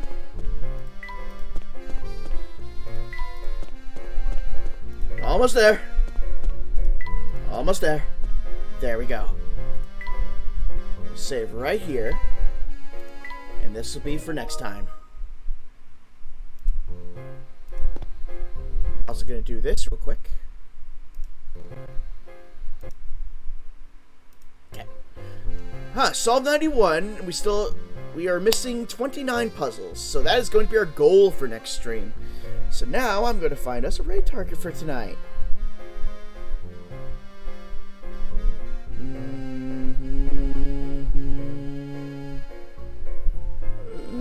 People is streaming. Let me give people some love.